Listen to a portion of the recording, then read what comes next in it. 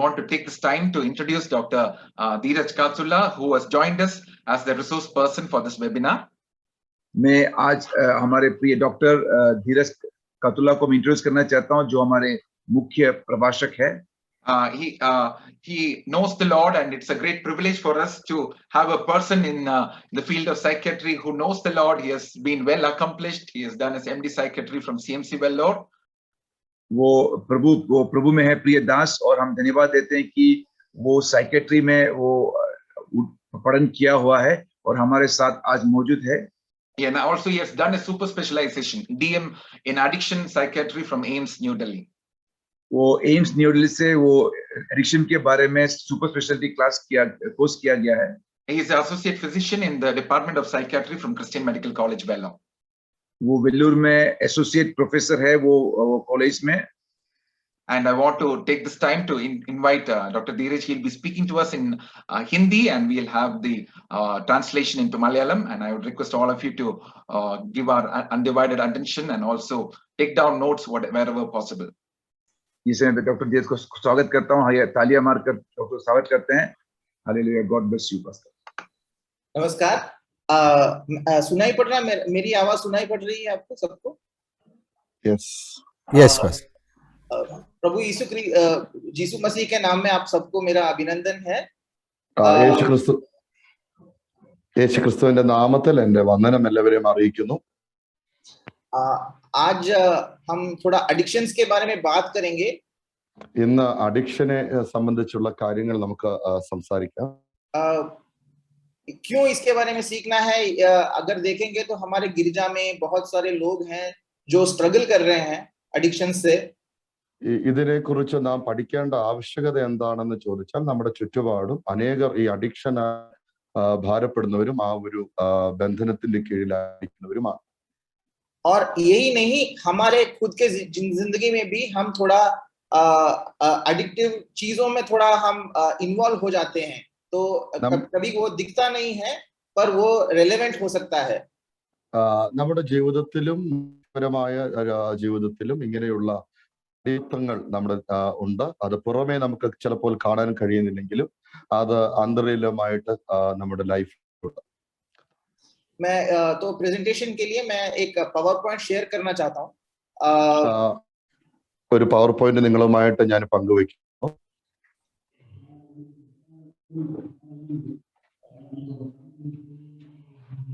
कैसे शेयर कर, मैंने यहाँ शेयर स्क्रीन।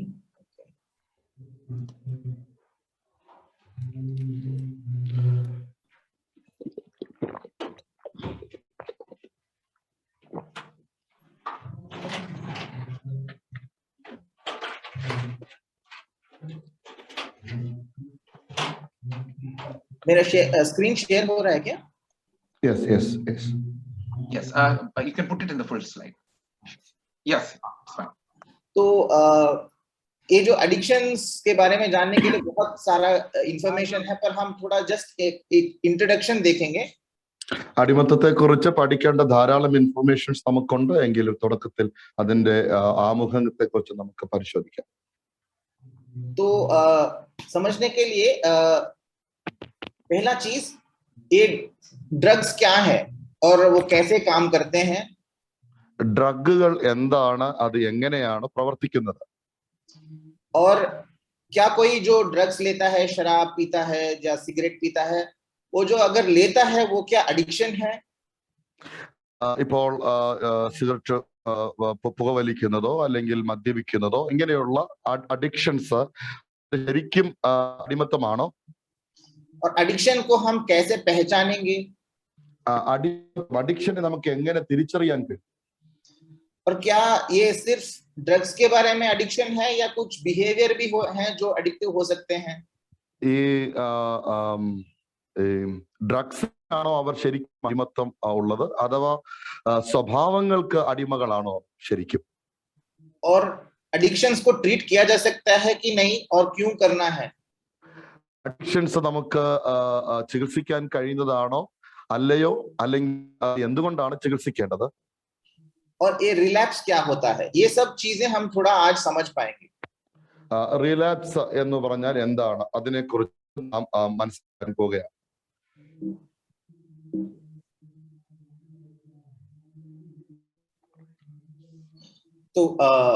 तो एक कुछ टर्मिनोलॉजीज हम सीख लेंगे. ചില ബന്ധപ്പെട്ട ചില വാക്കുകൾ നമുക്ക് പരിചയപ്പെടാം. तो साधारण रूप में मेडिसिन, जो भी मेडिसिन है उसको भी लोग टेक्स्ट बुक में तो उसको भी ड्रग्स बोला जाता है. സാധാരണ പുസ്തകങ്ങളിൽ മെഡിസിനെയും നാം ഡ്രഗ്സ് എന്നാണ് വിളിക്കുന്നത്. पर ये जो मेडिसिन है उसका मीनिंग ये है कि हम वो पदार्थ जो हम लेते हैं हमारे बीमारी को दूर करने के लिए. മെഡിസിൻ എന്ന് പറയുന്നത് നാം സ്വീകരിക്കുമ്പോൾ എടുക്കുമ്പോൾ നമ്മുടെ രോഗങ്ങളാണ് മാറുന്നത്.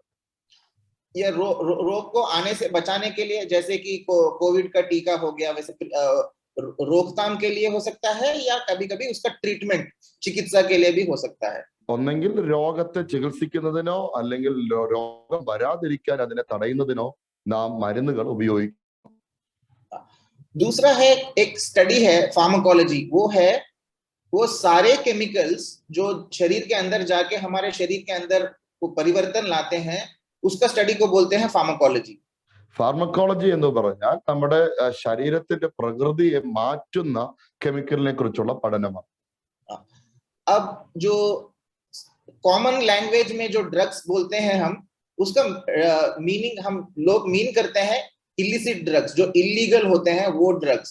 और हम സാധാരണ നമ്മുടെ സംസാര ഭാഷയിൽ നാം ഡ്രഗുകൾ എന്ന് ഉപയോഗിക്കുന്നത് ശരിക്കും നിയമപരമല്ലാത്ത അത്തരത്തിലുള്ള കാര്യങ്ങളെയാണ്.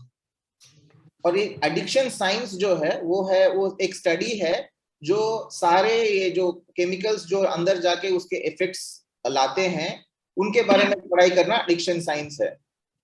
അഡിക്ഷൻ സയൻസ് എന്ന് പറയുന്നത് ആൽക്കഹോളിനെ കുറിച്ചും മറ്റ് മയക്കുമരുന്നുകളെ, ലഹരി മരുന്നുകളെ, പദാർത്ഥങ്ങളെ കുറിച്ചുമുള്ള പഠനത്തെയാണ് നാം അങ്ങനെ വിളിക്കുന്നത്. जो ब्रेन में काम करते हैं और मेंटल चेंजेस लाते हैं, माने मानसिक रूप में वो कुछ चेंजेस लाते हैं, उन सब पदार्थों का स्टडी होता है. തലച്ചോറിനെ ബാധിക്കുകയും നമ്മുടെ മാനസികാവസ്ഥയെ മാറ്റുകയും ചെയ്യുന്ന, ഘടനയെ ചെയ്യുന്ന കാര്യങ്ങളാണ് അഡിക്ഷൻ സയൻസിലൂടെ നാം പഠിക്കുന്നത്. तो एक इम्पोर्टेंट डेफिनेशन हमें देखना है कि एडिक्शन क्या है. ഈ അഡിക്ഷന്റെ പ്രധാനപ്പെട്ട ഒരു നിർവചനം എന്താണ് എന്ന് മനസ്സിലാക്കാം. ये American society of addiction medicine का डेफिनेशन है. അമേരിക്കൻ സൊസൈറ്റി ഓഫ് അഡിക്ഷന്റെ അത് നൽകിയിരിക്കുന്ന അഡിക്ഷന്റെ നിർവചനമാണ് നാം ഇവിടെ നോക്കുന്നത്. तो वो अंग्रेजी में मैं बोलता हूँ, उसके बाद थोड़ा उसको एक्सप्लेन कर देता हूँ. ഞാൻ ആദ്യം ഇംഗ്ലീഷിൽ അത് പറയാം, അതിനുശേഷം ഞാൻ അത് വിശദീകരിക്കാൻ ശ്രമിക്കും. So addiction is a treatable chronic medical disease involving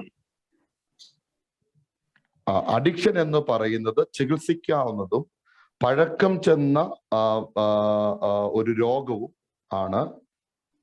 involving complex interactions among brain circuits, നമ്മുടെ തലച്ചോറിന്റെ പ്രവർത്തനങ്ങളെ വളരെയധികം അതിന്റെ ഘടനകളെ മാറ്റുന്ന കാര്യങ്ങളാണ്. genetics, environment and individuals life experiences.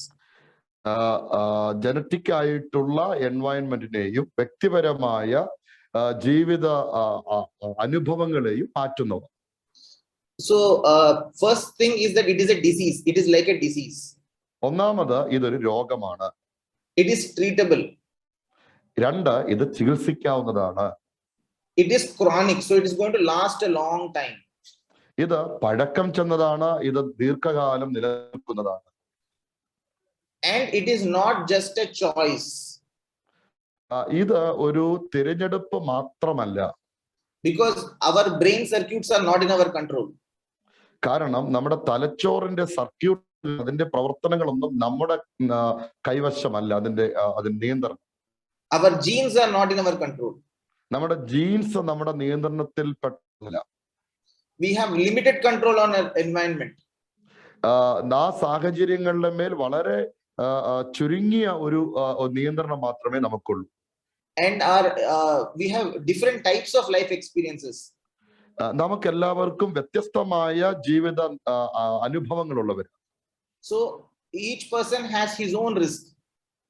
അപ്പൊ ഓരോ വ്യക്തിയും അവരുടേതായിട്ടുള്ള നേരിടേണ്ടതുണ്ട്. तो मैंने तो ये पूरा अंग्रेजी में बोल देता हूँ, तो शॉर्टली मैं हिंदी में भी बोल देता हूँ। ये जो एडिक्शन है, जो लत है, वो एक बीमारी है जो ब्रेन के जो कनेक्शंस हैं उसको, और जो जीन्स हैं उनको, और जो एनवायरनमेंट, जो आजू बाजू में जो एनवायरनमेंट है, और व्यक्तिगत लाइफ एक्सपीरियंसेस जो है, उन सबको का कॉम्प्लेक्स इंटरेक्शन, उनके बीच के जो लिंक्स हैं उसके साथ जुड़ा हुआ है। तो इसके वजह से इसको हमें समझने के लिए हमें मालूम होना चाहिए कि ये बहुत लंबे समय तक चलने वाला प्रॉब्लम है, पर उसके लिए ट्रीटमेंट है, और हर व्यक्ति का उस पे इक्वल कंट्रोल नहीं है। एक एक व्यक्ति का एक एक टाइप का इश्यू हो सकता है, इसको हमें समझना है। हर व्यक्ति जो अल्कोहल का एडिक्ट हो गया है, उसका मतलब नहीं है कि वो सब समान है। एक एक व्यक्ति अलग अलग टाइप का स्ट्रगल फेस करता है। അപ്പോ അഡിക്ഷൻ എന്ന് പറയുമ്പോൾ ഒന്ന് അതൊരു രോഗമാണ്, ചികിത്സിക്കാവുന്നതാണ്. എന്നാൽ നമ്മുടെ തലച്ചോറിന്റെ പ്രവർത്തനങ്ങളെ സാരമായി ബാധിക്കുകയും അതിന്റെ ഘടനകളെ തന്നെയും മാറ്റിമറിക്കുന്ന ഒരു തരം കാര്യമാണ്. ഇത് പാരമ്പര്യമായി നിലനിൽക്കുന്നവയുണ്ട്, ഇത് പഴക്കം ചെന്ന കാര്യങ്ങളുണ്ട്. സത്യത്തിൽ നാം അഡിക്ഷൻ എന്ന് പറയുമ്പോൾ മദ്യപാനത്തെ കുറിച്ച് നോക്കുമ്പോൾ ഒരു വ്യക്തി മദ്യപിക്കുന്നു, അത് ഒരുപക്ഷെ അദ്ദേഹത്തിന് അഡിക്ഷൻ ആകണമെന്നില്ല. പക്ഷേ അദ്ദേഹത്തിന് മറ്റെന്തെങ്കിലും സ്വഭാവത്തിൽ നിന്നുള്ള ഒരു നേരിട്ട ഇടപെടലായിരിക്കാം, അതിന്റെ ഒരു ഫലമായിരിക്കാം അഡിക്ഷൻ. ഇവയെക്കുറിച്ച് നാം മനസ്സിലാക്കുകയും പഠിക്കുകയും ചെയ്യേണ്ടത് വളരെ അത്യാവശ്യമായ ഒരു കാര്യമാണ്. तो एक चीज हमें समझना है कि जो एडिक्शन शुरू होता है वो एक चॉइस रूप में शुरू होता है। जब कोई भी बंदा कोई नशा लेता है पहली बार, वो चॉइस होता है, उसके हाथ में होता है कि वो ले या ना ही ले। അടിമത്തം ആരംഭിക്കുന്നത് എപ്പോഴും ഒരു വ്യക്തിയുടെ തിരഞ്ഞെടുപ്പിൽ നിന്നാണ്. ഒരാൾ അദ്ദേഹത്തിന് നൽകുമ്പോൾ ഇത് ഞാൻ എടുക്കണോ വേണ്ടയോ എന്ന വ്യക്തിപരമായ തിരഞ്ഞെടുപ്പുകൾ അതിനെ അടിസ്ഥാനപ്പെട്ടിരിക്കുന്നു. पर जब कोई बीमारी हो जाता है, एडिक्शन हो जाता है, वो तो पहला वाला चॉइस था, पर उसके बाद जब एडिक्शन हो जाता है उसमें चॉइस नहीं रहता, वो कंपल्सिव हो जाता है, वो अपने आप को काबू नहीं कर पाता, वो जाके कर देता है। എന്നാൽ ഈ തിരഞ്ഞെടുപ്പിൽ നിന്നും ഇത് പിന്നീട് ഒരു രോഗമായി അടിമത്തമായി മാറിക്കഴിയുമ്പോൾ അവർക്ക് തിരഞ്ഞെടുക്കാനോ നോ പറയാൻ അവസരങ്ങളില്ലാതെ അത് നിർബന്ധിക്കപ്പെടുന്ന ഒരു അവസ്ഥയിലേക്ക് അവർ മാറുന്നു. और उसको मालूम है कि इसके वजह से प्रॉब्लम हो रहा है लाइफ में, उसके वजह से लाइफ में प्रॉब्लम्स आ रहे हैं, फिर भी अपने आप को वो कंट्रोल नहीं कर पाता है। അവർക്കറിയാം ജീവിതത്തിൽ ഇതിനെ കൊണ്ട് പ്രശ്നങ്ങളുണ്ട്, അതിൽ നിന്ന് പുറത്തു വരണം എന്നൊക്കെ ആഗ്രഹമുണ്ടെങ്കിലും അവർക്ക് പുറത്തു വരാൻ കഴിയാതെ അതിനോട് നോ പറയാൻ കഴിയാത്ത ഒരു അവസ്ഥയിൽ അവർ പെട്ടുപോവുകയാണ്. तो ये ड्रग्स कैसे काम करते हैं? ഈ ഡ്രഗ് എങ്ങനെയാണ് ഒരു വ്യക്തിയിൽ പ്രവർത്തിക്കുന്നത്? तो सारे जो ड्रग्स हैं वो सब दिमाग में काम करते हैं, ब्रेन में काम करते हैं। എല്ലാ ഡ്രഗുകളും ഇത് പ്രവർത്തിക്കുന്നത് തലച്ചോറിലാണ്. तो दिमाग में नर्व्स होते हैं, नस होते हैं। അങ്ങനെ നമ്മുടെ തലച്ചോറിൽ ഒരു തരം ലഹരി അവർക്ക് ഉണ്ടാകുന്നു. और उस नर्व्स में ये जो आप देख रहे हैं पिक्चर, वो एक नर्व का एक आउटर लेयर को देख रहे हैं। ഈ തലച്ചോറിനകത്ത് ധാരാളം ധമനികൾ ഉണ്ട്, ഞരമ്പുകളുണ്ട്, അതിനൊക്കെയും പുറമെ ഒരു ലെയർ നമുക്ക് കാണാൻ സാധിക്കും. तो जो ड्रग्स दिख रहे हैं वो खून में मिल जाते हैं और ब्रेन तक पहुंच जाता है। അത് നാം കാണുന്ന ആ ഡ്രഗുകൾ അവരെടുത്തതിന് ശേഷം തലച്ചോറിലേക്ക് അത് എത്തുന്നു. और वहां पे ये जो नस तक पहुंच जाता है, और आप देख सकते हैं कि नस के वो आउटर मेम्ब्रेन में कुछ कुर्सियां टाइप के हैं, जो वायलेट कलर में आप देख रहे हैं, कुछ कुर्सियां वैसे टाइप के रिसेप्टर्स हैं। ഞരമ്പിന്റെ ആ പുറമേയുള്ള ലെയറിൽ നോക്കിയാൽ കസേരയുടെ രൂപത്തിലുള്ള ആ വയലറ്റ് കളറിലെ ആ ഭാഗം നിങ്ങൾ ശ്രദ്ധിച്ചോ, ഇതാണ് റിസപ്റ്റർ എന്ന് നാം പറയുന്നത്. आप देख सकते हैं कि एक एक ड्रग अपना अपना कुर्सी पे ठीक ठाक बैठ जाता है। അപ്പൊ ഓരോ ഡ്രഗുകളും അതിൻ്റെതായിട്ടുള്ള കസേരകളിൽ ഇരിപ്പിടങ്ങളിൽ അത് ഇരിക്കുന്നു. और उस बैठने के बाद एक इफेक्ट अंदर उत्पन्न करता है, नस के अंदर एक इफेक्ट लाता है। ഈ ഞരമ്പിന്റെ അകത്ത് അങ്ങനെ ഒരു ഇരിപ്പിടം അതിന് കിട്ടിക്കഴിയുമ്പോൾ അതിന്റെ അകത്ത് അതിൻ്റെതായുള്ള ഒരു ഇഫക്റ്റ് അത് രൂപപ്പെടുത്തിയെടുക്കും. तो सारे ड्रग्स के एक एक टाइप का स्पेसिफिक रिसेप्टर होता है और उसमें जो इफेक्ट आता है, इसलिए अलग एक एक ड्रग का अलग अलग इफेक्ट आता है. ഓരോ ഈ ഇരിപ്പിടങ്ങൾക്ക് അല്ലെങ്കിൽ ഡ്രഗുകൾക്ക് ഓരോ തരത്തിലെ എന്താണ് ഇഫക്റ്റുകളാണ് ഉണ്ടാകുന്നത്. ഓരോ ഡ്രഗുകൾക്കും ഓരോ തരത്തിലെ ഇഫക്റ്റുകൾ ഉണ്ടാക്കാൻ സാധിക്കും. तो हम सोचेंगे कि ये रिसेप्टर एक कुर्सियां जो हैं, ये सब तो भगवान ने ही बनाया है. അപ്പൊ നമ്മൾ ചോദിക്കും, ഈ ഓരോ ഇരിപ്പിടങ്ങൾ ഉണ്ടല്ലോ, ഇതെല്ലാം ദൈവമല്ലേ സൃഷ്ടിച്ചത്? तो ये कैसे गलत हो सकता है? പിന്നെ എങ്ങനെയാണ് ഇത് തെറ്റായി തീരുന്നത്? क्योंकि ये जो ड्रग्स हैं, बहुत सारे ड्रग्स नेचुरल ब्रेन के अंदर हमारे लाइफ में जो नेचुरली यूज होते हैं, वैसे टाइप के केमिकल्स के साथ रिलेटेड हैं. നമ്മുടെ തലച്ചോറിൽ സ്വാഭാവികമായ പ്രവർത്തനങ്ങൾ പ്രവർത്തിക്കാൻ ചില ഡ്രഗുകൾ അനുവദിക്കപ്പെട്ടുള്ളതുണ്ട്. जैसे अगर एक आर्मी वाला बंदा उसका एक बॉम्ब एक्सप्लोजन में उसका पैर कट गया. ഒരു ആർമിയിൽ ഉള്ള ഒരു വ്യക്തി ഒരു ബോംബ് എക്സ്പ്ലോഷനിൽ അദ്ദേഹത്തിന്റെ കാല് മുറിച്ചു മാറ്റുകയുണ്ടായത്. तो इतना दर्द होगा कि उसको उसके बॉडी को थोड़ा सहना पड़ेगा. അപ്പൊ ഇത്രയും വേദന ഉണ്ടായി അദ്ദേഹത്തിന്റെ ശരീരം ആ വേദനയെ സഹിക്കേണ്ടത് ആവശ്യമായിരിക്കും. इसलिए एक बॉडी का एक रेस्पॉन्स है जिसमें कुछ केमिकल्स रिलीज हो जाते हैं जो उसके दर्द को स्टॉप कर देते हैं, रोक देते हैं. ഈ വേദനയെ സഹിക്കാൻ തക്കവണ്ണം അദ്ദേഹത്തെ സഹായിക്കേണ്ടതിന് ബോഡി നാച്ചുറലി ചില കെമിക്കൽസിനെ റിലീസ് ചെയ്യുന്നു. सो वैसे ही केमिकल्स अगर बाहर से हम लेने लगेंगे तो दर्द तो ठीक हो जाएगा. അങ്ങനെ നമ്മൾ പുറത്തു നിന്ന് അങ്ങനെയുള്ള കെമിക്കൽസ് നമുക്ക് സ്വീകരിക്കാൻ കഴിയുമെങ്കിൽ അത് ശരിയാണ്. तो that's why doctors make medicines for pain relief.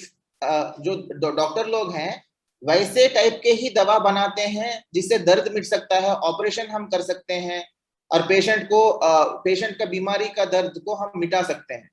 അപ്പൊ ഡോക്ടേഴ്സ് ഉണ്ടാക്കുന്ന മരുന്നുകൾ അത്തരത്തിലുള്ള മരുന്നുകളാണ്.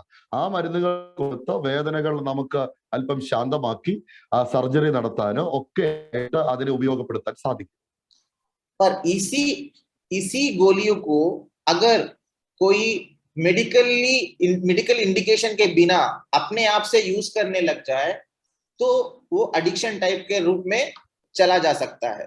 അപ്പൊ ഇത്തരത്തിലുള്ള മരുന്നുകളെ ഒരു ആരോഗ്യപരമായി ഉപയോഗിക്കുന്നതിന് പകരം അതിന് കൂടാതെ ഉപയോഗിക്കാൻ തുടങ്ങിയാൽ ഇത് അടിമത്തത്തിലേക്ക്, അഡിക്ഷനിലേക്ക് നയിക്കുന്നതായിരിക്കും. सो जो भगवान ने हमें बनाया है उसमें कोई गलती नहीं है, वो सब एक डिजाइन से ही बनाए हैं. അപ്പൊ ദൈവം ഉണ്ടാക്കിയപ്പോൾ യാതൊരു തെറ്റുമില്ലാതെ നല്ല വ്യക്തമായിട്ട് ഡിസൈൻ ചെയ്താണ് ഉണ്ടാക്കിയത്. पर अच्छे डिजाइन को भी बुरे रूप में हम यूज कर सकते हैं. എന്നാൽ ഒരു നല്ല ഡിസൈനെ നമുക്ക് തെറ്റായ രീതിയിൽ ഉപയോഗിക്കാൻ സാധിക്കും. तो हम अब अगले स्लाइड में हम दूसरा चीज देखेंगे कि कैसे ये ड्रग्स का जो क्या क्या ड्रग्स हैं और कैसे कैसे असर करते हैं हम थोड़ा जान लेंगे. രണ്ടാമത്തെ സ്ലൈഡിൽ എന്തൊക്കെ തരത്തിലുള്ള ഡ്രഗുകളുണ്ട്, അത് എങ്ങനെയൊക്കെയാണ് അത് നമ്മെ ബാധിക്കുന്നത് എന്നതിനെ കുറിച്ച് നമുക്ക് പഠിക്കാം. तो मैंने बोला कि एक एक ड्रग एक अलग अलग कुर्सी पे बैठ के अलग अलग टाइप का रिएक्शन लाता है. ഞാൻ നേരത്തെ പറഞ്ഞതുപോലെ ഓരോ ഡ്രഗുകളും ഓരോ ഇരിപ്പിടങ്ങളിൽ ഇരുന്നുകൊണ്ട് ഓരോ വ്യത്യസ്തമായ ഇഫക്റ്റുകൾ നമ്മളിൽ ഉണ്ടാക്കുന്നു. तो कॉमन चीज है टोबैको. സാധാരണയായ ഒരു കാര്യമാണ് ടൊബാക്കോ, तंबाकू. तो ये सिगरेट, बीड़ी, गुटखा, खैनी सब में वो तंबाकू अवेलेबल है. ഇത് സിഗരറ്റ്, ഗുഡ്ക, ഖൈനി അങ്ങനെയുള്ള കാര്യങ്ങളിൽ ഇത് ലഭ്യമാണ്. तो ये लेने से क्या होता है, थोड़ा आदमी को थोड़ा एक्टिव होने का टाइप का लगेगा, नींद थोड़ा दूर हो जाएगा. അപ്പോൾ ഇത് ഒരു വ്യക്തി എടുത്തു കഴിയുമ്പോൾ അദ്ദേഹത്തിന് അദ്ദേഹം ആക്റ്റീവ് ആകുന്നു, അദ്ദേഹത്തിന്റെ ഉറക്കം മാറുന്നു. और ये चीज कोई भी लेगा, कोई भी व्यक्ति लेगा, वो बिलीवर हो बिलीवर नहीं हो, लड़का हो लड़की हो, छोटा हो उम्र में, बुढ़ा हो, इससे कोई फर्क नहीं पड़ता. आदमी फ्लैश में बना हुआ है, मांस में बना हुआ है, और ये जब असर करेगा असर करेगा ही. तो इसमें कोई हम लेंगे तो मजा तो आएगा ही. ഇത് ഉപയോഗിക്കുന്ന വ്യക്തി വിശ്വാസിയാണോ വിശ്വാസിയല്ലയോ, അത് പുരുഷനാണോ സ്ത്രീയാണോ, പ്രായം കുറഞ്ഞവരാണോ പ്രായം കൂടിയവരാണോ, ആരൊക്കെയാണെങ്കിലും ഇത് മനുഷ്യൻ ജഡത്താൽ സൃഷ്ടിക്കപ്പെട്ട വ്യക്തി ആയതുകൊണ്ട് ഇത് ഉപയോഗിക്കുന്നവർക്ക് അതിൻ്റെതായിട്ടുള്ള ഇഫക്റ്റുകൾ അവരിൽ ഉണ്ടാകുക തന്നെ ചെയ്യും. तो टोबैको तंबाकू से एक्टिव होगा बंदा, ठीक है. और दारू से क्या होगा, अल्कोहल जो है, ടൊബാക്കോയിൽ നമുക്ക് കാണുന്നത് വ്യക്തികൾ അവർ ആക്റ്റീവേറ്റ് ആകുന്നു. ഇനി അടുത്തത് ആൽക്കഹോള്.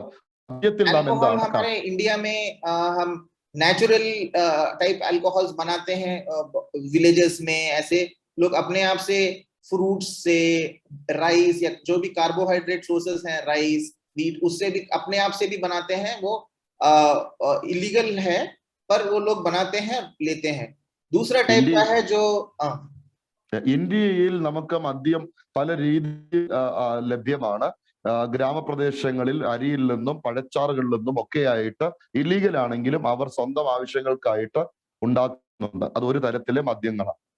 कभी कभी वो बनाने के प्रोसेस में उस अल्कोहल के अंदर कुछ इम्प्यूरिटीज आके बड़े बड़े प्रॉब्लम्स जो कंज्यूम करते हैं, जो लेते हैं उस टाइप का अल्कोहल, उनको बड़ा बड़ा प्रॉब्लम्स आ सकता है. ഇത് ഉണ്ടാക്കുമ്പോൾ മറ്റു പല അപകടകരമായ കാര്യങ്ങൾ അതിൽ മിശ്രിതം ഉണ്ടാക്കി എടുക്കുന്നവരുണ്ട്. അവർക്ക് വലിയ വിപത്തുകൾ അവർക്ക് സന്ധിക്കേണ്ടി വരും. और ये यूजुअली जो दारू का इफेक्ट है, जो स्टार्टिंग में उसका डर वर थोड़ा खत्म हो जाएगा. ये ब्रेन को थोड़ा दबाता है, उसका ब्रेन को थोड़ा काम डाउन कर देता है. तो ആദ്യം ചെയ്യുന്നത് നമ്മുടെ തലച്ചോറിനെ ഒന്ന് ശാന്തമാക്കുകയാണ്. അങ്ങനെ കുറച്ച് ഭയങ്ങളും ആകുലതകളൊക്കെ അല്പം നേരത്തേക്ക് വിട്ടു നിൽക്കാനായിട്ട് അത് സഹായിക്കുന്നു. तो स्टार्टिंग में उसका डर कम हो जाता है, क्योंकि डर को कम कर देता है. उसके बाद उसका एक्टिविटी भी कम हो जाता है, जो करना चाहता है वो भी नहीं कर पाएगा. തുടക്കത്തിൽ ഭയത്തെയൊക്കെ ശാന്തമാക്കുന്നു. പക്ഷെ പിന്നീട് നാം നോക്കുമ്പോഴത്തേക്ക് നമുക്ക് ചെയ്യേണ്ട കാര്യങ്ങൾ പോലും ചെയ്യാൻ കഴിയാതെ വണ്ണം അത് നമ്മളെ നിശ്ചലമാക്കും. और जैसे जैसे डेज बढ़ते हैं उसके बारे में मैं बाद में बात करूंगा कि अल्कोहल लाइफ को कैसे अफेक्ट करता है. तीसरा कॉमनली यूज्ड प्रोडक्ट है गांजा. ഇത് തുടർന്നുള്ള ദിവസങ്ങളിൽ ഞാൻ ഇതിനെ കൂടുതൽ വിശദമായിട്ട് ആൽക്കഹോളിനെ കുറിച്ച് പറയാം. മൂന്നാമത്തെ കാര്യമാണ് കഞ്ചാവ്. तो गांजा एक प्लांट से आता है. കഞ്ചാവ് എന്ന് പറയുന്നത് ഒരു തരം ചെടിയിൽ നിന്ന് ഉണ്ടാക്കുന്നതാണ്.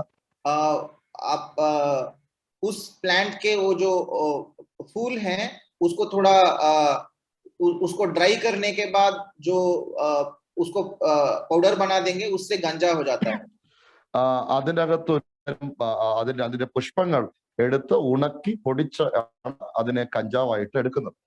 तो गांजा का जो प्लांट है, वो पौधा, उसको उसके लीव्स में भी, उसके पत्तों में भी थोड़ा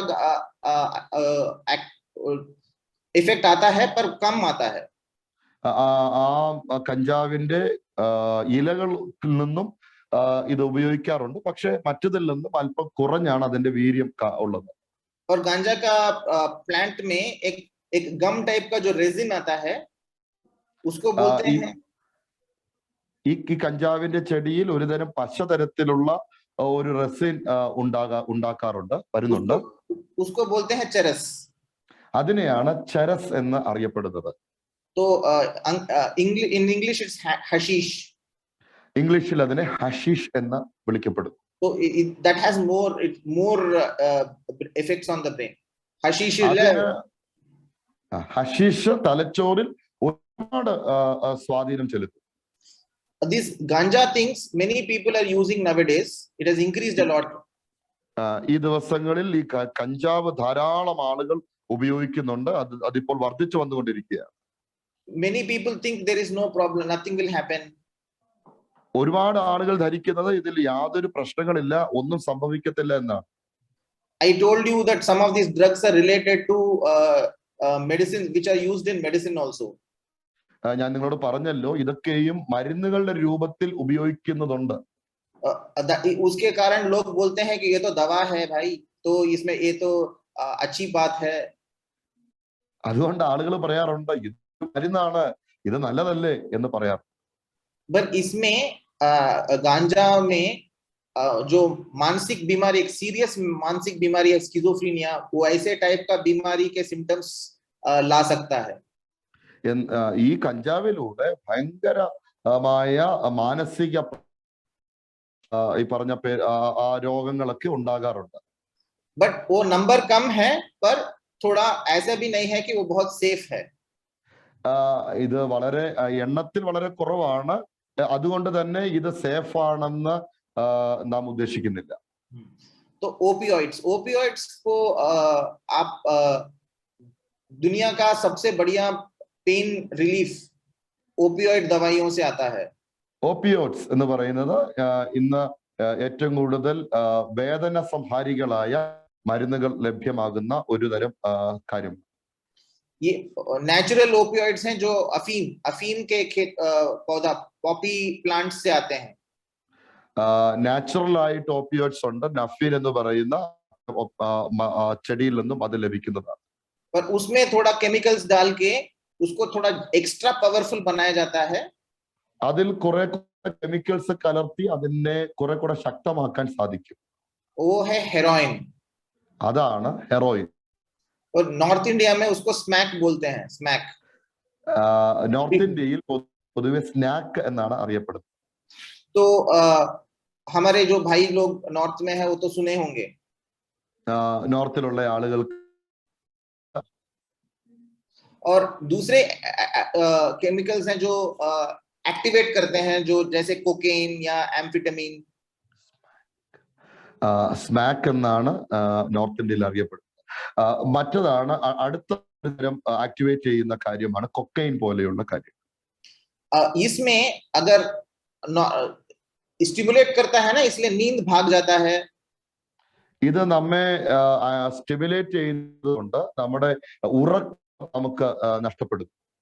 और पूरा एनर्जी आके वो अच्छी तरह से पूरा रात डांस कर सकता है. അങ്ങനെ നമ്മുടെ എനർജി ലെവൽ ഒത്തിരി വർദ്ധിക്കുകയും രാത്രി മുഴുവനും നമുക്ക് ഡാൻസ് ചെയ്യാൻ പറ്റുന്ന രീതിയിൽ നമ്മളായി തീരുകയും ചെയ്യും. तो कुछ लोग जो पार्टी वार्टी करते हैं, डिस्को जाते हैं, वो सब इसको लेना चाहते हैं. അപ്പോ പാർട്ടിയിലൊക്കെയും ഏർപ്പെടുന്ന ആളുകൾ ഇത് എടുക്കാറുണ്ട്.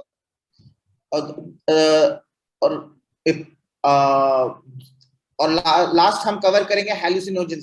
वो अगर लेंगे, एलएसडी का एक छोटा सा पेपर में आता है.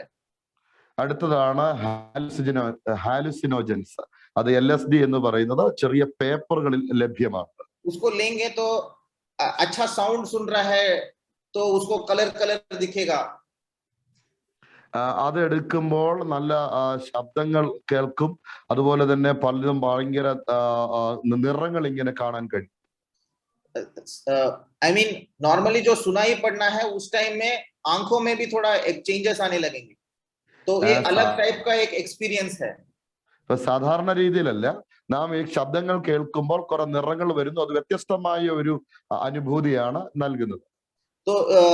तो इसमें ये भी एक नया अच्छा एक्सपीरियंस अनुभव करने के लिए लोग हैलुसिनेशंस को लेते हैं.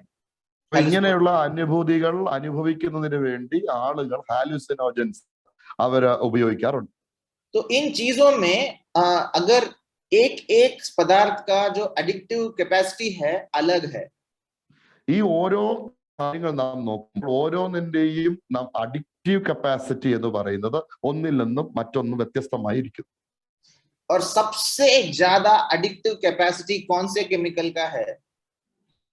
ഏറ്റവും കൂടുതൽ അഡിക്റ്റീവ് കപ്പാസിറ്റി നൽകുന്ന കെമിക്കൽ ഏതാണ്? कोई इफ एनी पार्टिसिपेंट के नाम कोई भाई बोलेगा तो बढ़िया रहेगा, गेस कीजिए। പാർട്ടിസിപ്പൻസ് നിങ്ങളൊന്ന് ഗസ് ചെയ്ത് പറയാന്നുണ്ടെങ്കിൽ നല്ലതായിരിക്കും. 100 लोग सिगरेट पी रहे हैं, 100 लोग दारू पी रहे हैं, 100 लोग गांजा स्मोक कर रहे हैं, 100 लोग हेरोइन ले रहे हैं, 100 लोग कोकेन ले रहे हैं, 100 लोग LSD ले रहे हैं, तो 15-20 साल के बाद कितने लोग अडिक्टेड होंगे? ഇവിടെ കുറച്ച് ആളുകൾ സിഗരറ്റ് കുടിക്കുന്നു, മറ്റുള്ളവർ മദ്യപിക്കുന്നു, ചിലർ കഞ്ചാവ് വലിക്കുന്നു, ഒപ്പിയോയിഡ്സ് എടുക്കുന്നു, കൊക്കൈൻ എടുക്കുന്നു, LSD എടുക്കുന്നു. 10-15 വർഷം ഉപയോഗിച്ചതിന് ശേഷം ഇതിൽ ആർക്കാണ് ഏറ്റവും കൂടുതൽ അടിമത്തത്തിലേക്ക് പോകുന്നത്? ആരാണ് പോകുന്നത്? एक रिस्पॉन्स आया है स्मैक माने हेरोइन, जो ओपियोइड्स। दूसरे लोग बोल रहे हैं MDMA, वो भी एक स्टिमुलेंट है।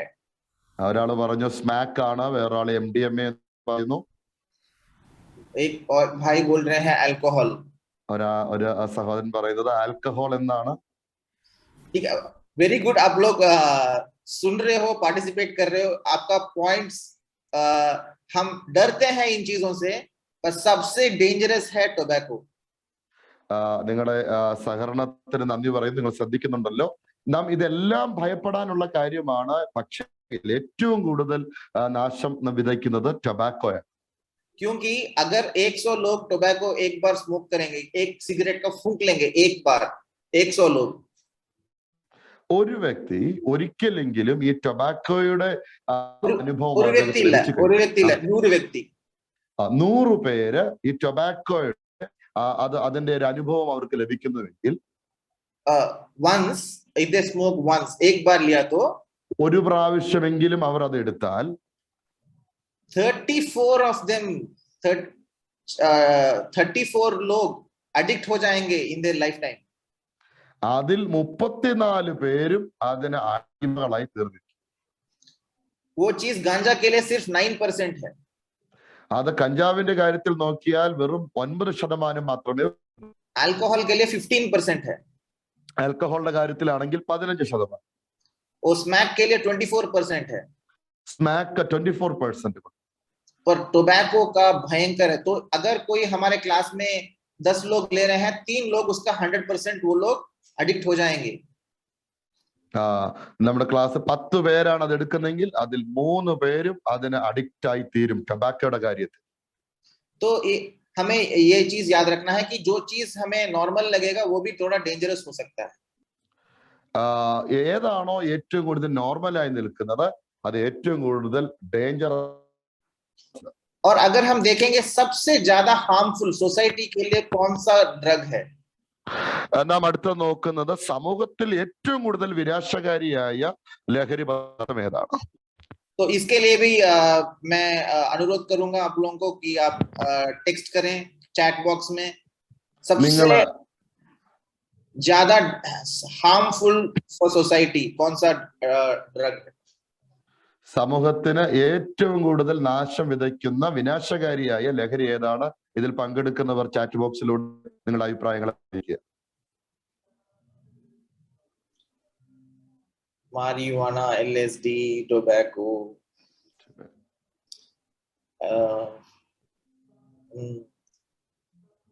डॉक्टर जस्टिन ने उसका ठीक उत्तर दे दिया है, अल्कोहल.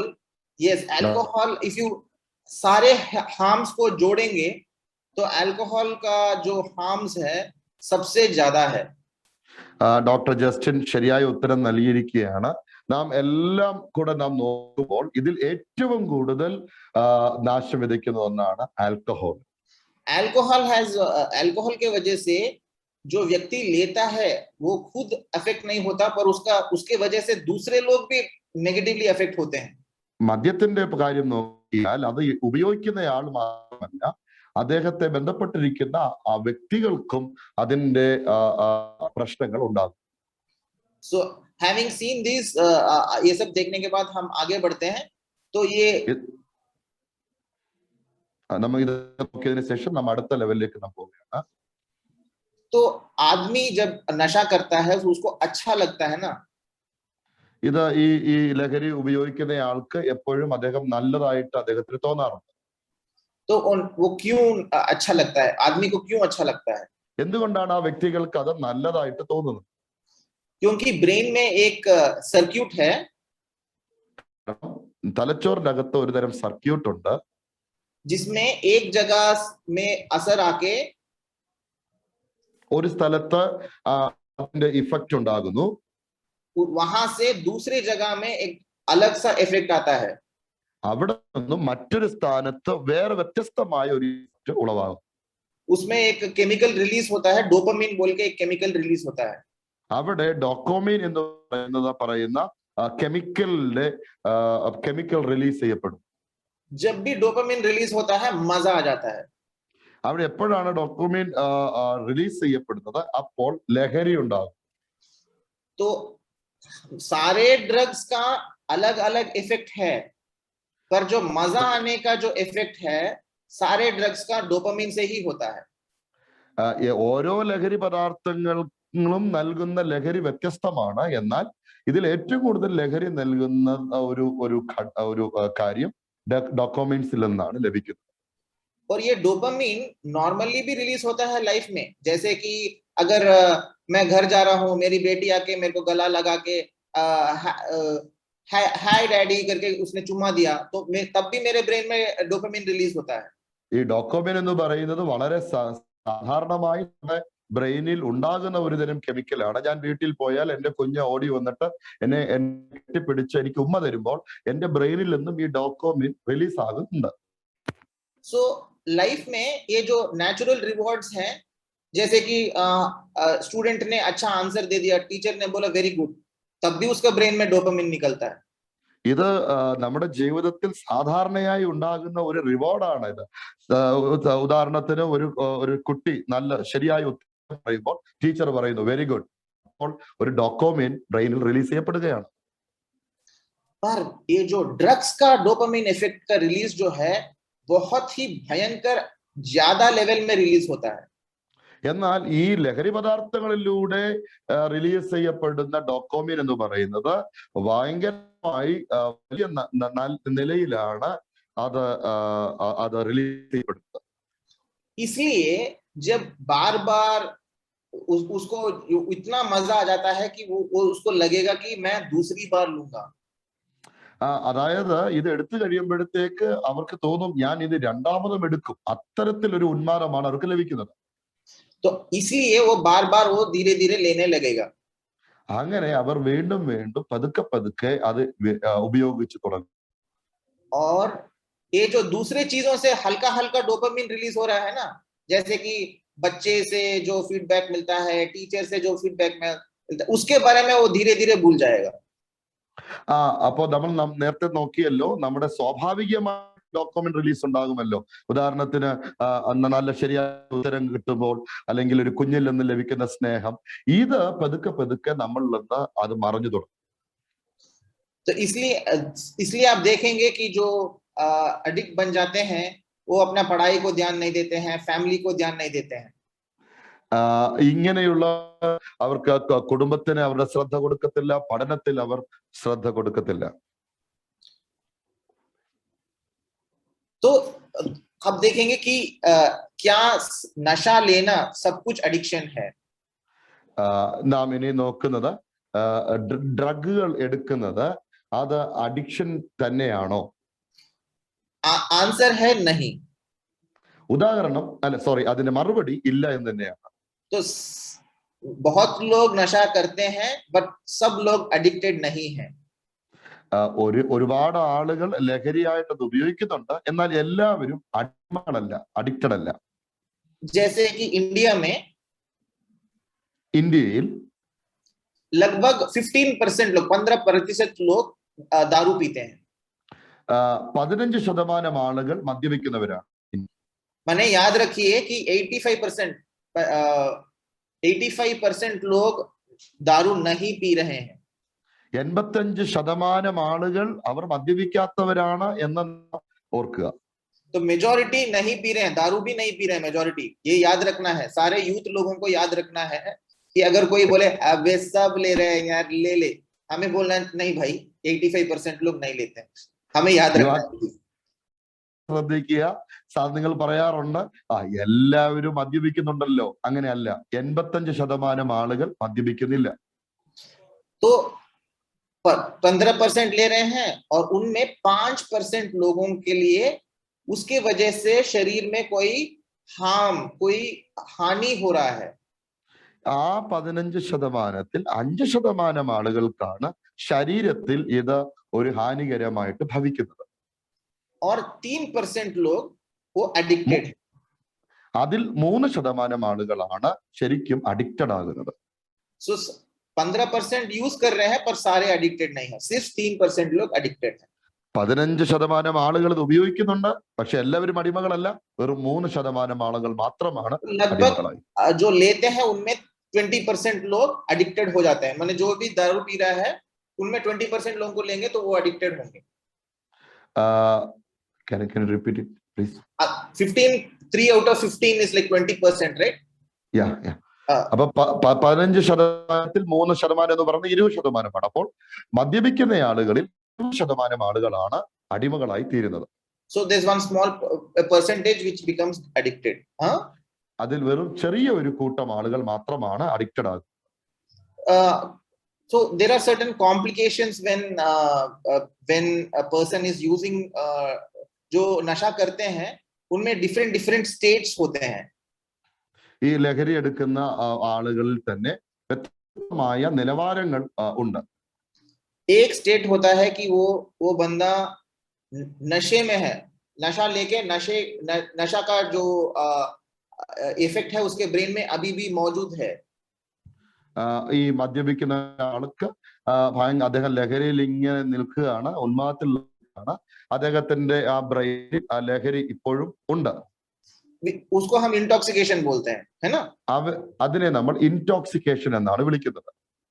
माने उसमें कितना इंटॉक्सिकेटेड है उससे अलग अलग रेंज में होगा. माने जैसे कि हल्का इंटॉक्सिकेशन में अगर दारू के बारे में बात करेंगे, हल्का इंटॉक्सिकेशन में वो जोक्स बोलेगा, गाना गाएगा, ऐसे डांस करेगा, है ना? ഇന്ന് മദ്യത്തിന്റെ കാര്യമാണ് നാം പറയുന്നത്. ചെറുതായി ലഹരി പിടിച്ചവർ അവർ പാട്ടുപാടും, തമാശ അടിക്കും. അങ്ങനെ ചെറിയ രീതിയിലാണ് അവരുടെ അകത്ത് ലഹരി ഉള്ളത്. थोड़ा ज्यादा इंटॉक्सिकेशन हो गया तो वो ऐसे लड़खड़ा के चलेगा, है ना? അതിൽ നിന്നും കുറച്ചും കൂടെ അധികം ലഹരി പിടിച്ചവർ അവരെ വഴക്കുണ്ടാക്കാനൊക്കെ തുടങ്ങുന്നു.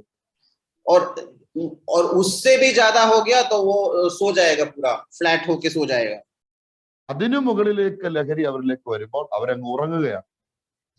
तो ये इंटॉक्सिकेशन जो है अलग अलग नशे के लिए अलग अलग सा होता है. जैसे कि अगर मैं स्टिमुलेंट की बात करूं जैसे कोकेन या एम्फेटामिन, उसमें तो इंटॉक्सिकेशन में वो बहुत एक्टिव रहेगा, ऐसे सेडेट नहीं होगा, वो एक्टिव हो जाएगा. മദ്യത്തിന്റെ കാര്യം ഞാൻ പറഞ്ഞല്ലോ. ഇതിനകത്ത് വ്യത്യസ്തമായ ലഹരിയുടെ ഓരോ ലെവലുകളുണ്ട്. എന്നാൽ അതിനുശേഷം സ്റ്റിമുലൻസിന്റെ കാര്യം പറഞ്ഞപ്പോൾ അത് ശരിക്കും ലഹരിയല്ല, പകരം നമ്മെ ഭയങ്കരമായിട്ട് ആക്ടിവേറ്റ് ആക്കുകയാണ്. दिस इज वन एक स्टेज है इंटॉक्सिकेशन. दूसरा है नशा उतर गया, माने शरीर उसने नशा का पदार्थ लिया और धीरे धीरे बॉडी ने, शरीर ने उस नशे को पेशाब में ऐसे बाहर कर दिया. ഒന്ന് ഇൻടോക്സിക്കേഷൻ ഒരു ലെവലാണ് നാം കണ്ടത്. രണ്ടാമത് പറഞ്ഞു കഴിഞ്ഞാൽ ആ ലഹരി ശരീരത്തിൽ നിന്ന് ഇങ്ങനെ മാറിപ്പോകുന്ന അവസ്ഥ.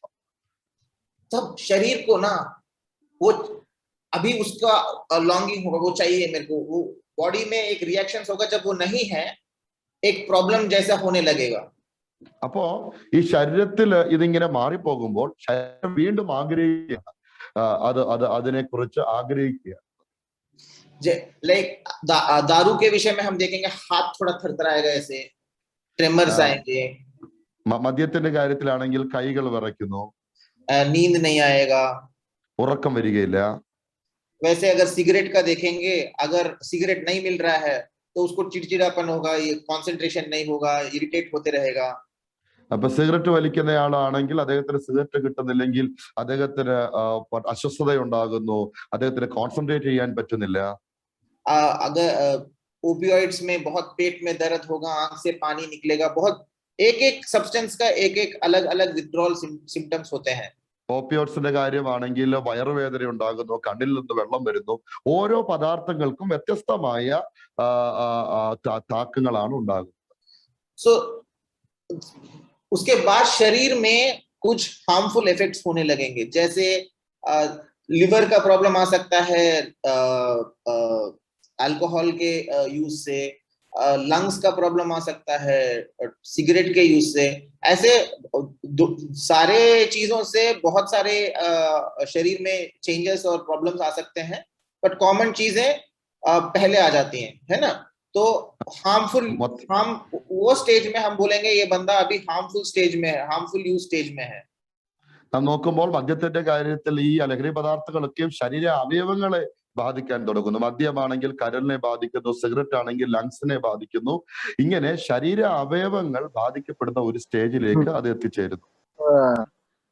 भैया उनके विशाल के माइक जब यहाँ लग गए और जो एडिक्शन है उसको हम ना कुछ क्राइटेरियाज के बेसिस पे हम एडिक्शन बोलते हैं, वो हम देखेंगे अभी. ഇനി അഡിക്ഷൻസിനെ പല വിധത്തിൽ നമ്മൾ അതിനെ തരംതിരിച്ചിട്ടുണ്ട്, അതിനെ കുറിച്ച് നമുക്ക് നോക്കാം. तो जो डॉक्टर्स लोग जो बनाते हैं वो अपने अपने मर्जी से नहीं बनाते हैं, वो एक WHO का मैनुअल है उसके हिसाब से बनाते हैं. और उसमें अगर आप देखेंगे तो आप अल्कोहल, ओपियोइड, कैनबिस, सेडेटिव जो नींद की गोलियां, कोकेन, स्टिमुलेंट्स, हैलुसिनोजेंस, टोबैको, और एक चीज मैंने बोलना भूल गया, वो वॉलेटाइल सॉल्वेंट्स. बहुत सारे बच्चे जो हैं अनजाने में वो पेंट का थिनर या जो फ्लूइड वो सब सूंघने लगते हैं, जो फेविकॉल जैसे चीजें सूंघने लगते हैं, उसमें भी मजा आता है, पर वो बहुत डेंजर चीज है. ഇത് ഇങ്ങനെയുള്ള ഡോക്യുമെന്റുകൾ ഉണ്ടാക്കുന്നത് ഡോക്ടർമാർ സ്വന്തമായിട്ടൊക്കെ ഉണ്ടാക്കുകയല്ല. WHO പഠനങ്ങൾ അതിൽ നിന്നുള്ള ഡേറ്റകൾക്കനുസരിച്ചാണ് ഉണ്ടാക്കുന്നത്. അങ്ങനെ പല ലഹരി പദാർത്ഥങ്ങളെ കണ്ടു. ഞാൻ വിട്ടുപോയ ഒരു കാര്യം വോളാറ്റൈൽ സോൾവെന്റ്സ് എന്ന് പറയുന്ന ആ പദാർത്ഥമാണ്. അത് കുട്ടികളിൽ അങ്ങനെയുള്ള കാര്യങ്ങൾ, പെയിന്റ് പോലുള്ള പദാർത്ഥങ്ങൾ അവർ മണത്ത് അങ്ങനെ ലഹരി അവര് ഉണ്ടാക്കിയെടുക്കും. So now coming to addiction, so I have already told, मैंने ये सब बोल दिया है. आपको ये जानना है कि इसमें कुछ चीजें हैं. मैंने इंटॉक्सिकेशन बोल दिया था, हार्मफुल यूज बोल दिया, डिपेंडेंस अभी देखेंगे, विथड्रॉल भी मैंने बोला है. मैंने बोला है साइकोटिक डिसऑर्डर जो है, मैंने गांजा के बारे में मैंने बोला था कि एक स्किज़ोफ्रेनिया की तरह जो कानों में आवाजें सुनना, शक करना कि लोग उसके बारे में बात कर रहे हैं, उसको मार डालना चाहते हैं ऐसे. और एमनीजिया मैंने जो याददाश्त का खो जाना, मैंने ये अल्कोहल में बहुत ज्यादा होता है, याददाश्त का खो जाने का बीमारी, और ऐसे दूसरे मानसिक बीमारियां आ सकते हैं. ഞാൻ ഈ ഇൻടോക്സിക്കേഷന്റെ കാര്യവും വിഡ്രോവൽ സിൻഡ്രോം ഇതുള്ള കാര്യങ്ങളെല്ലാം ഞാൻ പറഞ്ഞല്ലോ.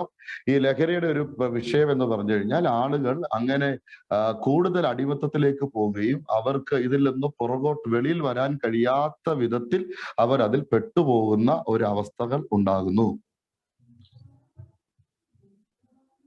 तो ये मैंने बोला आपको अक्यूट इंटॉक्सिकेशन जो है वो नशा का लेवल में नशा ज्यादा हो जाना, और एक पर ये अगर मौत नहीं आई तो धीरे धीरे सेट हो जाएगा, क्योंकि शरीर उस नशे का पदार्थ को मेटाबोलाइज करके बाहर कर देगा, पेशाब में और स्वेट में ऐसे निकाल देगा और बंदा सही हो जाएगा, पर थोड़ा टाइम लगेगा. ഈ അക്യൂട്ട് ഇൻടോക്സിക്കേഷൻ ഞാൻ പറഞ്ഞല്ലോ, അതായത് ഈ ലഹരി ഒരുപാട് അങ്ങ് കൂടിപ്പോയി അവൻ ഉറങ്ങുന്ന ഒരു അനുഭവത്തിലേക്ക് പോകുന്നു. അത് പിന്നീട് ശരീരം വിയർപ്പിലൂടെയും ഒക്കെ ആയിട്ട് അതിന് പുറന്തള്ളി അദ്ദേഹം कभी कभी ये डेंजरस हो सकता है अगर वो इंजेक्शन ड्रग यूज लेता है तो ചില സമയങ്ങളിൽ ഇത് വളരെ അപകടമായ നിലവാരത്തിലേക്ക് പോകും. എപ്പോഴാണെന്ന് ചോദിച്ചാൽ ഇത് ഇഞ്ചക്ഷൻ രീതിയിൽ ഇത് ഉപയോഗിക്കാൻ തുടങ്ങുമ്പോൾ. तो ये ओवरडोज में उसका सांस रुक के मर भी सकता है. ഇത് Brother, there's a volume problem for me. Yes, can you repeat?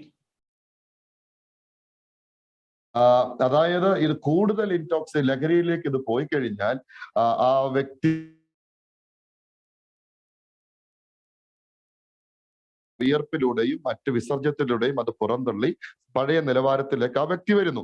എന്നാൽ ഇത് ഓവർഡോസ് ഇഞ്ചക്ഷന്റെ രൂപത്തിൽ ഇത് എടുക്കുകയും അത് ഓവർഡോസ് ആകുകയും ചെയ്തു കഴിഞ്ഞാൽ ശ്വാസ സംബന്ധമായ പ്രശ്നങ്ങൾ ഉണ്ടായി അദ്ദേഹം മരണത്തിലേക്ക് മാറിപ്പോകുന്നതായിട്ട് കാണാൻ കഴിയും. And I told about harmful use. The liver, which was very nice, after a lot of alcohol use, it has become damaged and has developed cirrhosis. माने वो जो कलेजा जो है वो दारू के इफेक्ट बार बार आके उसका कलेजा डैमेज होके सिरोटिक रिवर बन जाता है. हेलो എന്ന് പറയുന്നത് നല്ല ഹെൽത്തി ആയിട്ടുള്ള ലിവർ അത് തുടർമാനമായി ആ മദ്യം ഉപയോഗിച്ചു കഴിയുമ്പോൾ സിർഹോസിസ് എന്ന് പറയുന്ന ആ നിലയിലേക്ക് അത് ആ ലിവർ മാറ്റപ്പെടുന്നതായിട്ടും നമുക്ക് കാണാൻ കഴിയുന്നു. सो तो ये ऐसे बहुत बहुत सारे हार्मफुल इफेक्ट्स हैं जो मैं यहाँ पे डिटेल में नहीं जा रहा हूँ. ഇത് ഉണ്ടാക്കുന്ന തിക്ത അനുഭവങ്ങൾ വളരെ ആഴത്തിലുള്ളതാണ്, പക്ഷെ ഞാൻ അതിലേക്ക് ഇപ്പോൾ കടക്കുന്നില്ല. तो एडिक्शन का जो डिपेंडेंस है वो क्या किस रूप में उसका डायग्नोस करते हैं. അഡിക്ഷൻസിന്റെ വ്യത്യസ്തമായ നിലവാരങ്ങൾ. हेलो एक है क्रेविंग. ഒന്നാണ് തീവ്രമായ അതിനോടുള്ള അഭിവാഞ്ച. क्रेविंग होता है जो मन खींचता है, उसको हिंदी में तलब बोलते हैं. मैंने जैसे मेरे को चाहिए मेरे को चाहिए मेरे को चाहिए करके वो मन जो खींचता है और लेने का दिल करता है उसको क्रेविंग बोलते हैं. ഭയങ്കരമായ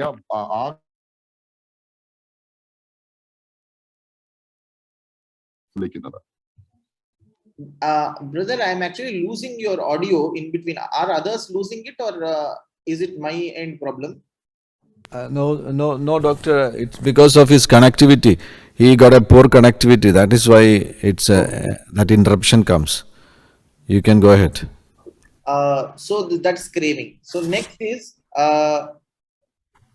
loss of control. Loss of control is when a person thinks, no, I'm not going to drink today. Only on weekend I will drink. But ending up doing before the planned time itself. So he is not able to control when he starts using the substance. കേൾക്കാൻ കഴിയുന്നുണ്ടോ എന്റെ ശബ്ദം? Yes. मैं बोल रहा था कि loss of control दूसरा क्राइटेरिया है जिसमें आदमी सोचता है कि वो नहीं लेगा, सोचेगा कि मैं शनिवार के रात को थोड़ा पीऊंगा, आज कंट्रोल कर लूंगा करके सोचता है, पर शाम के होने वो जाके ले लेता है. बोलते रहता है कि नहीं लूंगा, पर कंट्रोल नहीं कर पाता, वो शुरू कर देता है. രണ്ടാമത്തെ ക്രൈറ്റീരിയയാണ് ലോസ് ഓഫ് കൺട്രോൾ എന്ന് പറയുന്ന ക്രൈറ്റീരിയ. അതായത് ഈ വ്യക്തിക്ക് അദ്ദേഹം പറയുന്നു ഞാൻ കുടിക്കത്തില്ല, ഞാൻ ശനിയാഴ്ച കുടിക്കത്തുള്ളൂ, അങ്ങനെയൊക്കെ അദ്ദേഹം പറയുന്നുണ്ടെങ്കിലും അദ്ദേഹത്തിന്റെ നിയന്ത്രണത്തിന് അതീതമായിട്ട് കാര്യങ്ങൾ സംഭവിക്കുന്നു. ഇതാണ് രണ്ടാമത്തെ ക്രൈറ്റീരിയ. तो एक है मैंने बोला कि शुरू करने में कंट्रोल चला गया. दूसरा है वो सोचेगा कि मैं सिर्फ 90 मिली पीऊंगा, पर वो पीता था 180, तो सोचेगा 90 में कंट्रोल करूंगा, पर वो 90 खत्म करके उसके बाद 120, 150, 180 कर देगा. രണ്ടാമത്തെ നമുക്ക് ക്രൈറ്റീരിയയാണ് അദ്ദേഹം വിചാരിക്കും ഞാൻ ഇന്നില്ല ഇന്ന് ഞാൻ 90 അടിക്കത്തുള്ളൂ, പക്ഷെ അത് എടുത്തതിന് ശേഷം അത് 120, 180 അദ്ദേഹത്തിന് അത് നിയന്ത്രിക്കാൻ കഴിയാത്ത രീതിയിൽ മുന്നോട്ട് പോകും. और तीसरा वो सोचेगा कि मैं आज अभी शुरू कर रहा हूँ, 7 बजे मैं बंद करके घर चला जाऊंगा. അടുത്തതാണ് ഞാനിപ്പോ തുടങ്ങുന്നു, 7 മണിക്ക് ഞാൻ നിർത്തിയിട്ട് ഞാൻ വീട്ടിൽ പോകും എന്ന് അദ്ദേഹം തീരുമാനിക്കും, ഒരു വ്യക്തി തീരുമാനിക്കും. पर वो 7 बजे रोक नहीं पाता है, 10 बजे तक पीते रहेगा. പക്ഷെ 7 മണിക്കും അത് നിർത്താൻ കഴിയുന്നില്ല, 10 മണിയോളം അത് നീണ്ടുപോകുന്നു. तो वो है, ये है लॉस ऑफ कंट्रोल. शुरू करना, बंद करना और अमाउंट को कंट्रोल नहीं कर पाना. ഇതാണ് ലോസ് ഓഫ് കൺട്രോൾ എന്ന് പറയുന്നത്. തുടങ്ങുന്നത്, അവസാനിക്കുന്നത്, അല്ലെങ്കിൽ അതിന്റെ അളവ് ഒന്നും നിയന്ത്രിക്കാൻ കഴിയാത്ത ഒരവസ്ഥ. तीसरा है टॉलरेंस. മൂന്നാമത്തതാണ് സഹനം. टॉलरेंस वो है कि पहले जो बंदा लेता था 30 मिली लेके उसको मजा आता था। कुछ दिनों के बाद वो 30 मिली लेगा तो उसको मजा नहीं आएगा, उसको 60 ml 60 मिली पीना पड़ेगा सेम इफेक्ट आने के लिए। തുടക്കത്തിൽ ഒരു വ്യക്തി 30 മില്ലി അടിക്കുന്നു, അപ്പോൾ അദ്ദേഹത്തിന് ഒരു തരം ലഹരി ലഭിക്കുന്നു. പക്ഷേ അടുത്ത പ്രാവശ്യം ആ 30 കഴിക്കുമ്പോൾ ലഭിക്കുന്നില്ല. അതേ ലഹരി ലഭിക്കണമെങ്കിൽ അദ്ദേഹം 60 കഴിക്കേണ്ടി വരുന്നു. അങ്ങനെ ഒരു അവസ്ഥ. आफ्टर कुछ दिनों के बाद वो 60 से नहीं होगा, उसको 90 लेना पड़ेगा, उसके बाद ऐसे बढ़ते चला जाएगा. അതിനുശേഷം നാം നോക്കുകയാണെങ്കിൽ അത് 60-ൽ നിൽക്കുന്നില്ല, പിന്നെ 90 ആകുന്നു. तो इसलिए स्टार्ट करते हैं, उसके बाद ऐसे ऐसे बढ़ के वो पूरा आपको ज्यादा पी के भी वो उसको लगेगा कि वो कंट्रोल में है, ऐसे लगने लगेगा. അദ്ദേഹം ധാരാളം കുടിക്കുമ്പോഴും അദ്ദേഹം ആ വ്യക്തി വിചാരിക്കുന്നത് കൺട്രോളിലാണ് എന്നാണ്. चौथा है विथड्रॉल में, जो मैंने बोला था कि वो बंद करने में शरीर में प्रॉब्लम्स शुरू होंगे, कि वो कुछ इफेक्ट्स आएंगे जिससे वो काम नहीं कर पाएगा और उसको उसका मन लगेगा कि वो ठीक ठाक नहीं है, उसको नशा करके ही नॉर्मल जैसा फील करना है.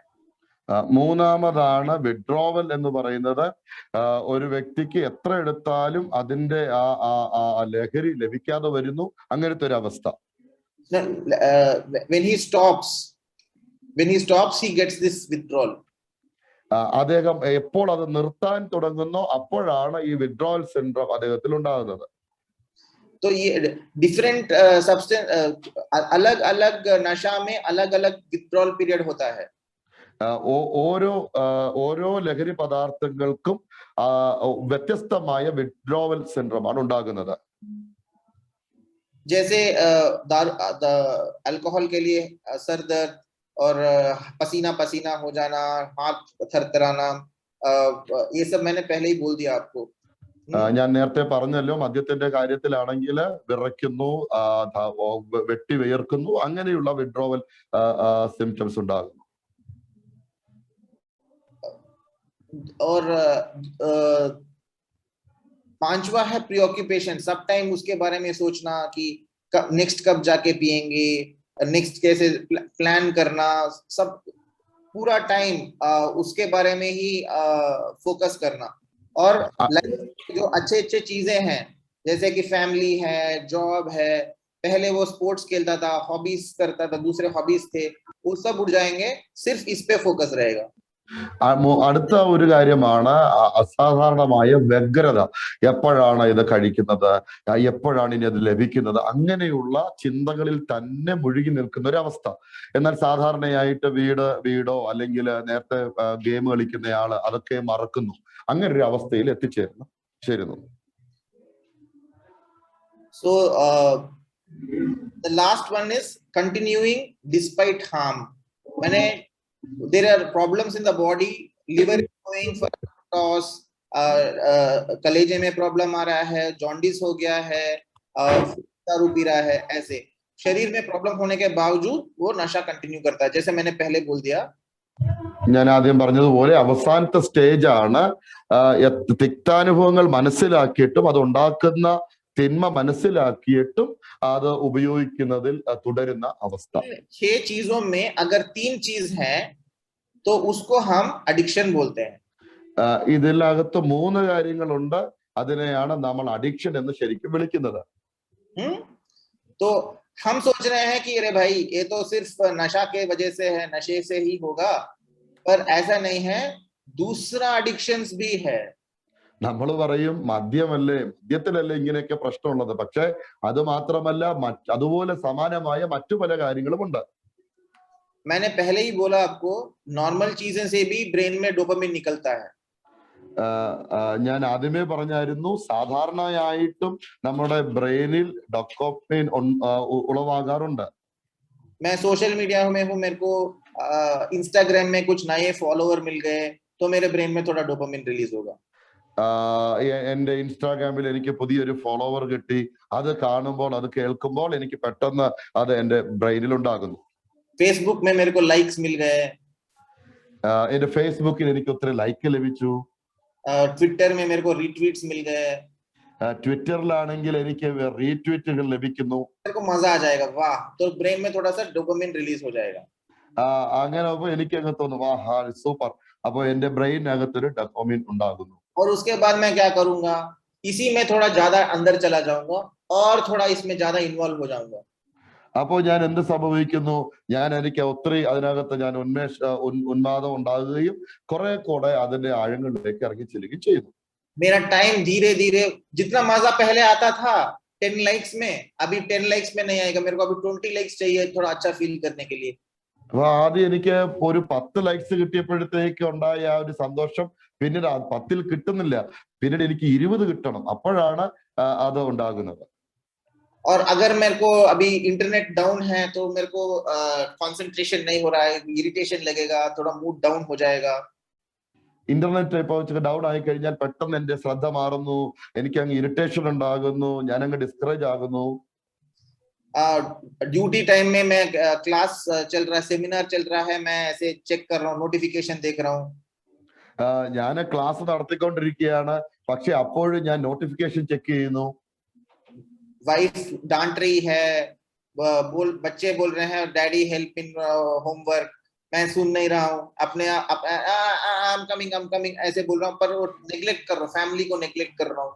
വൈഫ് എന്നെ വിളിക്കുന്നു, കുഞ്ഞുങ്ങൾ വിളിക്കുന്നു, പപ്പ ഹോംവർക്ക് വെച്ച് എനിക്കൊന്ന് സഹായിക്ക, പക്ഷെ ഞാൻ അതൊക്കെ ഇങ്ങനെ തിരസ്കരിക്കും, നെഗ്ലെക്ട് ചെയ്യുന്നു, അങ്ങനെ ഇരിക്കുന്ന ഒരു അവസ്ഥ. तो आप देखेंगे कि जो दारू में है, जो हेरोइन में है, वैसे टाइप के प्रॉब्लम इंटरनेट यूज में भी है. നമ്മൾ നോക്കി മദ്യത്തില്, നമ്മള് കൊക്കൈൻ അങ്ങനെയുള്ള ലഹരി പദാർത്ഥങ്ങളിലുള്ള അതേ പ്രശ്നം ഇന്റർനെറ്റിൽ നമുക്ക് ഉണ്ടാകുന്നല്ലോ. पर वो डायरेक्ट जो हार्म होता है, नशे का जो लिवर पे असर पड़ता है, वैसा डायरेक्ट हार्म नहीं है, पर ब्रेन में एडिक्शन का चीज जो है वो दोनों में समान है. മദ്യം നമ്മുടെ ശരീരത്തിന് ഉണ്ടാക്കുന്ന പോലൊരു ഹാനി ഇന്റർനെറ്റ് ഉണ്ടാക്കുന്നില്ലെങ്കിലും ഇവ രണ്ടും നമ്മുടെ തലച്ചോറിനുണ്ടാക്കുന്ന ആഘാതം സമാനമാണ്. पर इसमें भी कुछ शारीरिक प्रॉब्लम है, वो तो अगले इसमें देखेंगे, अगले स्लाइड. ഈ കാര്യത്തിൽ ശാരീരികമായ ചില പ്രശ്നങ്ങൾ ഉണ്ടാകാറുണ്ട്, അത് നമുക്ക് അടുത്ത സ്ലൈഡിൽ കാണാം. मैंने जो बोला हो इंटरनेट का, वो सोशल मीडिया, वो सब चीज के बारे में बोला, पर एक दूसरा एडिक्शन है गेमिंग. ഞാനിപ്പോ ഇതുവരെയും പറഞ്ഞത് ഇന്റർനെറ്റ് ലഹരി പദാർത്ഥങ്ങളാണ്, എന്നാൽ അടുത്ത ഒരു അഡിക്ഷൻ ആണ് ഗെയിമിന്റെ. तो ये गेमिंग इतना अभी बढ़ गया है कि आप कुछ न्यूज़पेपर कटिंग्स में दिखाता हूँ आपको, 1 मिनट आप देखिए. इसमें गेमिंग करते करते लड़का लोग सुसाइड किए हैं कि डांट लगेगा करके. हाँ, एक केरल में भी ऐसा केस रिपोर्ट हुआ है ना. उस क्योंकि गेमिंग थोड़ा पैसा के साथ भी लिंक है, कभी कभी गेमिंग की वजह से दूसरे प्रॉब्लम्स, बड़े बड़े प्रॉब्लम्स आ सकते हैं. ഗെയിമിംഗ് മൂലമുണ്ടാകുന്ന പ്രശ്നങ്ങളാണ് നാം ഇവിടെ കാണുന്നത്. കേരളത്തിൽ ഒരു കുഞ്ഞ് ആത്മഹത്യ ചെയ്യുന്നു. ഇത് പണവുമായിട്ട് ബന്ധപ്പെട്ട് നിൽക്കുന്ന കാര്യങ്ങളാണ്. ഇത് കൂടുതൽ അപകടകാരിയായിട്ട് ഈ കാലയളവിൽ നമുക്ക് കാണാൻ സാധിക്കുന്നു. ये ऑनलाइन गेम्स जो खेलते हैं, अगर सडनली इंटरनेट कट गया कोई, तो इतना गुस्सा करते हैं, तोड़फोड़ कर देते हैं. ഓൺലൈനിൽ ഗെയിം കളിക്കുന്നവര് പെട്ടെന്ന് അവരുടെ ഇന്റർനെറ്റ് നഷ്ടമായി കഴിയുമ്പോഴത്തേക്ക് ഭയങ്കരമായിട്ട് കോപാകുലരാകുകയും അതൊക്കെ തല്ലി പൊട്ടിക്കുന്ന ഒരു അവസ്ഥയിലേക്ക് എത്തിച്ചേരുകയും ചെയ്യുന്നു. तो इसमें आप देखेंगे कि टाइम बहुत बर्बाद. मैंने कुछ बच्चे हैं जो 20 घंटे इंटरनेट गेमिंग कर रहे हैं. എനിക്കറിയാവുന്ന ചില കുഞ്ഞുങ്ങൾ 20 മണിക്കൂറുകൾ ദീർഘമായി നിന്ന് ഗെയിമിംഗ് ചെയ്യുന്നവരാണ്. उनका तो पढ़ाई, उनका फैमिली के साथ टाइम, दूसरे दोस्ती, फिजिकल एक्टिविटी, एक्सरसाइज करना, सब पूरा नेग्लेक्ट कर रहे हैं. അവരുടെ കുടുംബം, സുഹൃത്ത് ബന്ധം, മറ്റ് ഫിസിക്കൽ ആക്ടിവിറ്റി, ഗെയിമുകൾ, ഇതെല്ലാം അവർ പൂർണ്ണമായി ഉപേക്ഷിക്കുകയാണ്. तो ये भी ऐसे था कि ये जो पहले गेम खेलते थे तो थोड़ा मजा आता था. ഇതും അങ്ങനെയാണ്. ആദ്യമേ ആ ഗെയിം കളിക്കുമ്പോൾ ഒരു തരം സന്തോഷം അവർക്കുണ്ടാകുന്നു. उसके बाद उनको लगा कि और थोड़ा खेलते हैं, और थोड़ा खेलते हैं. അതിനുശേഷം കുറച്ചുകൂടെ കാണാം എന്നൊരു ആസക്തി ഉണ്ടാകുന്നു. उसके बाद वो कम कर दिए तो प्रॉब्लम हो रहा है, इसलिए वो कंटिन्यू कर रहे हैं. അത് കുറഞ്ഞു കഴിയുമ്പോൾ അവരുടെ അകത്ത് പ്രശ്നമുണ്ടാകുന്നു, അതുകൊണ്ട് അവർ കണ്ടിന്യൂ ചെയ്യുന്നു. So ऐसे ही अभी नए नए टाइप का कुछ लोग कंपल्सिवली माने कंट्रोल के बिना ऑनलाइन शॉपिंग कर रहे हैं. അതുപോലെ തന്നെയാണ് യാതൊരു നിയന്ത്രണങ്ങളില്ലാതെ ഓൺലൈൻ ഷോപ്പിംഗ് ചെയ്യുന്നവർ. कुछ लोग अभी नया नया डेटिंग साइट्स पे अपना ज्यादा टाइम बिता रहे हैं. അതുപോലെ തന്നെ ചില ആളുകൾ ചില ഡേറ്റിംഗ് സൈറ്റുകളിൽ ധാരാളം സമയം ചെലവഴിക്കുന്നു. और ये कुछ लोग पोर्नोग्राफी यूज माने सेक्सुअल कंटेंट को देखने लगते हैं वीडियो स्ट्रीमिंग साइट से. ചിലർ ഇതുപോലെയുള്ള സെക്ഷൽ കണ്ടന്റുകൾ പോണോഗ്രാഫി പോലെയുള്ള കാര്യങ്ങൾ സൈറ്റുകളിൽ അവർ നിരന്തരം ये सब भी കണ്ടുകൊണ്ടിരിക്കുന്നു. धीरे धीरे आदमी को इंट्रोड्यूस करके धीरे धीरे अंदर अंदर खींच लेता है. ഇത് വളരെ പതുക്കെ ആഴങ്ങളിലേക്ക് അകത്തേക്ക് അത് പ്രവേശിക്കുന്നു ഒരു വ്യക്തിയുടെ. और एक बहुत सारा रिसर्च हुआ एक एडिक्शन है गैम्बलिंग. മറ്റൊരു ഏറ്റവും കൂടുതൽ റിസർച്ച് നടന്ന ഒരു തരം അഡിക്ഷനെ പറ്റിയുള്ളതാണ് ഗാംബ്ലിംഗിനെ കുറിച്ചുള്ള അഡിക്ഷൻ. जो बहुत डिफरेंट एरियाज में भारत देश में अलग अलग गैम्बलिंग होता है. जैसे कि नॉर्थ में हरियाणा, यूपी, पंजाब में सट्टा जो है बहुत ऑनलाइन सट्टा भी है. लोग ऐसे गैम्बलिंग करते हैं. നമുക്ക് ഇന്ത്യയിൽ പല വിധത്തിലുള്ള ഗാംബ്ലിങ്ങുകൾ ചൂതാട്ടങ്ങൾ നമുക്ക് കാണാൻ കഴിയും. പ്രത്യേകിച്ച് യുപി,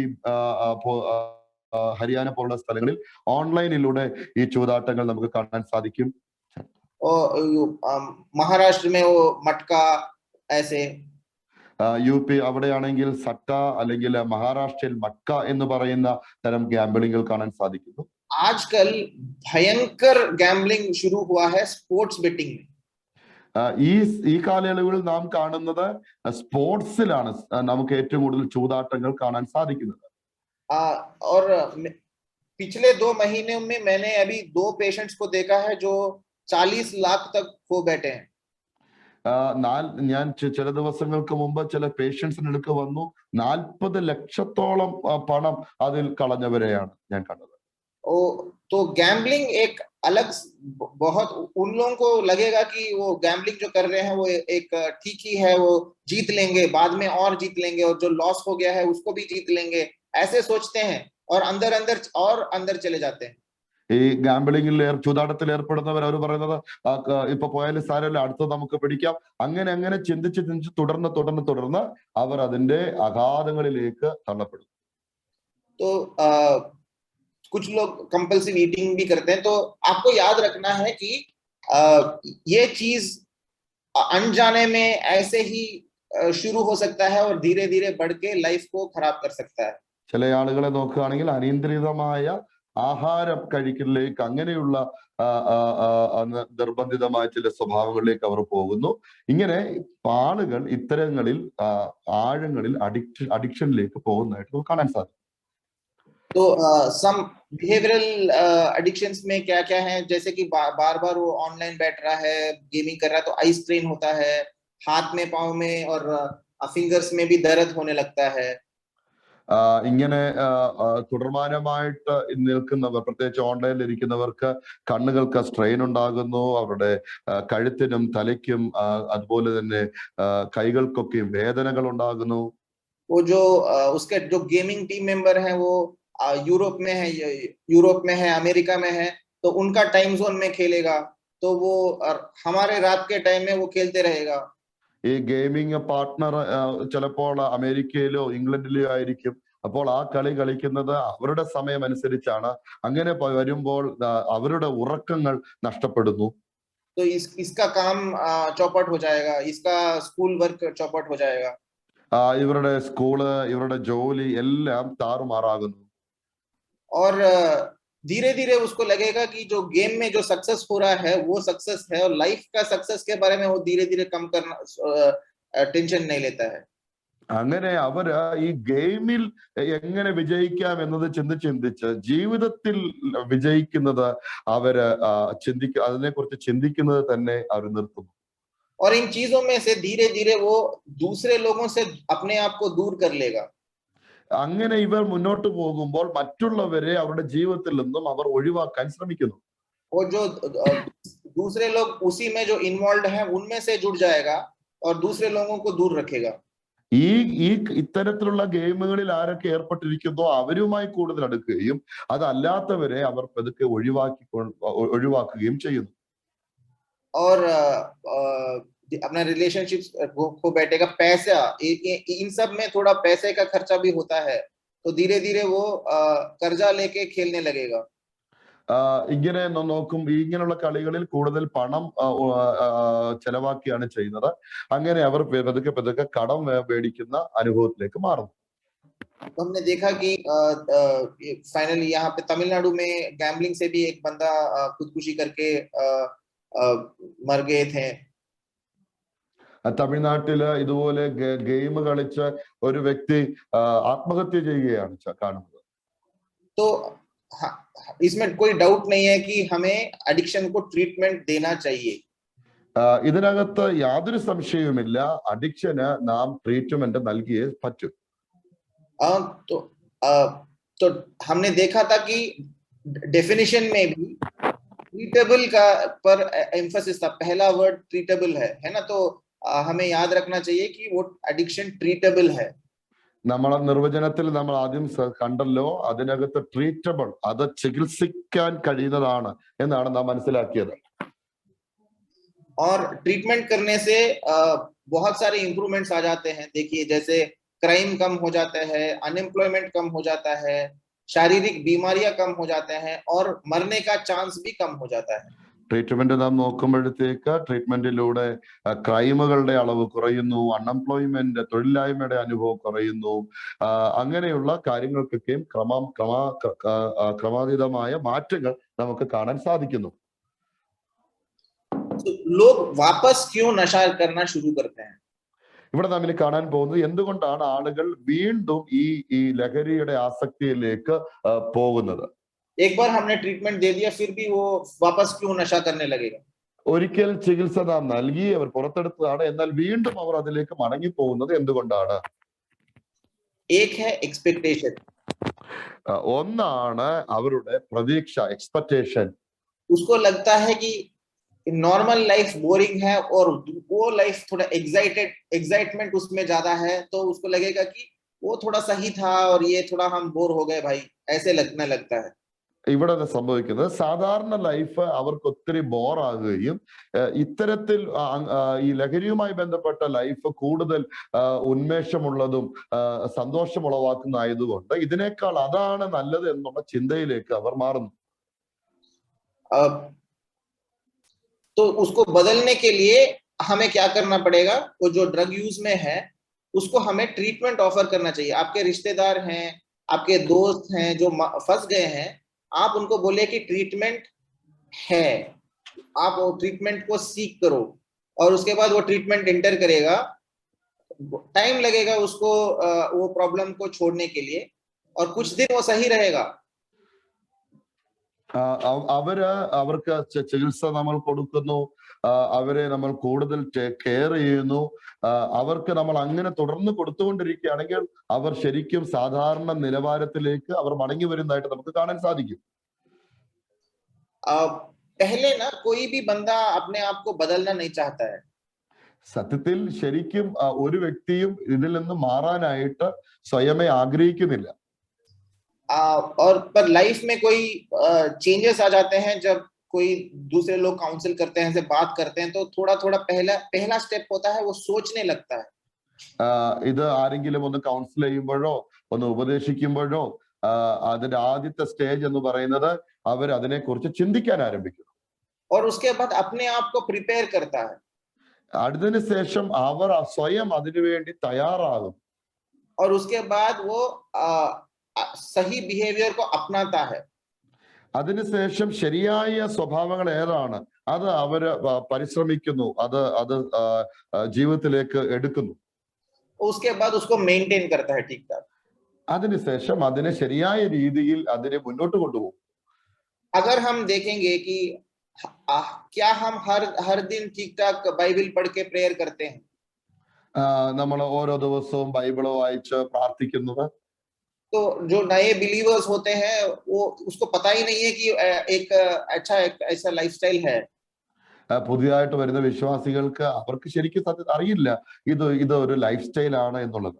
उसके बाद वो दूसरों को देख के सीखेगा, हाँ भाई ऐसा हमें भी ऐसा करना चाहिए, तो उसको അവര് പഠിക്കുന്നത് മറ്റുള്ളവരെ കണ്ടിട്ടാണ്. എനിക്കും അവരെ പോലെ ഇങ്ങനെ ചെയ്യണം എന്ന് അവർ ചിന്തിച്ചു തുടങ്ങും. और उसके बाद वो देखता है कि वो जो भैया हैं वो जो क्वाइट टाइम करते हैं उसके बाद थोड़ा नोट्स लिखते हैं, बाइबल में अंडरलाइन करते हैं, तो हाइलाइटर पेन खरीदेगा, एक डायरी खरीदेगा, और एक सुबह सुबह उठने के लिए टाइम अलार्म सेट करेगा, एक अपने आप को थोड़ा प्रिपेयर करने लगेगा. അവര് മറ്റുള്ളവരെ നോക്കുമ്പോഴത്തേക്ക് അവര് ക്വയറ്റ് ടൈം എടുക്കുന്നു, അതിനുശേഷം അവര് ഒരു ഡയറിയിൽ ഇതൊക്കെ എഴുതിയെടുക്കുന്നു.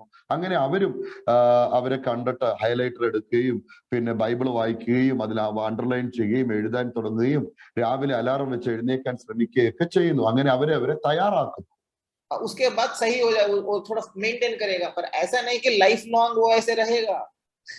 അതിനുശേഷം അവരത് ജീവിതത്തിലേക്ക് എല്ലാ ദിവസവും അത് കൊണ്ടുപോകാൻ ആഗ്രഹിക്കുന്നു. അതിന്റെ അർത്ഥം അവർ ജീവിതകാലം മുഴുവനും അത് കൃത്യമായി പാലിക്കുന്നു എന്നല്ല.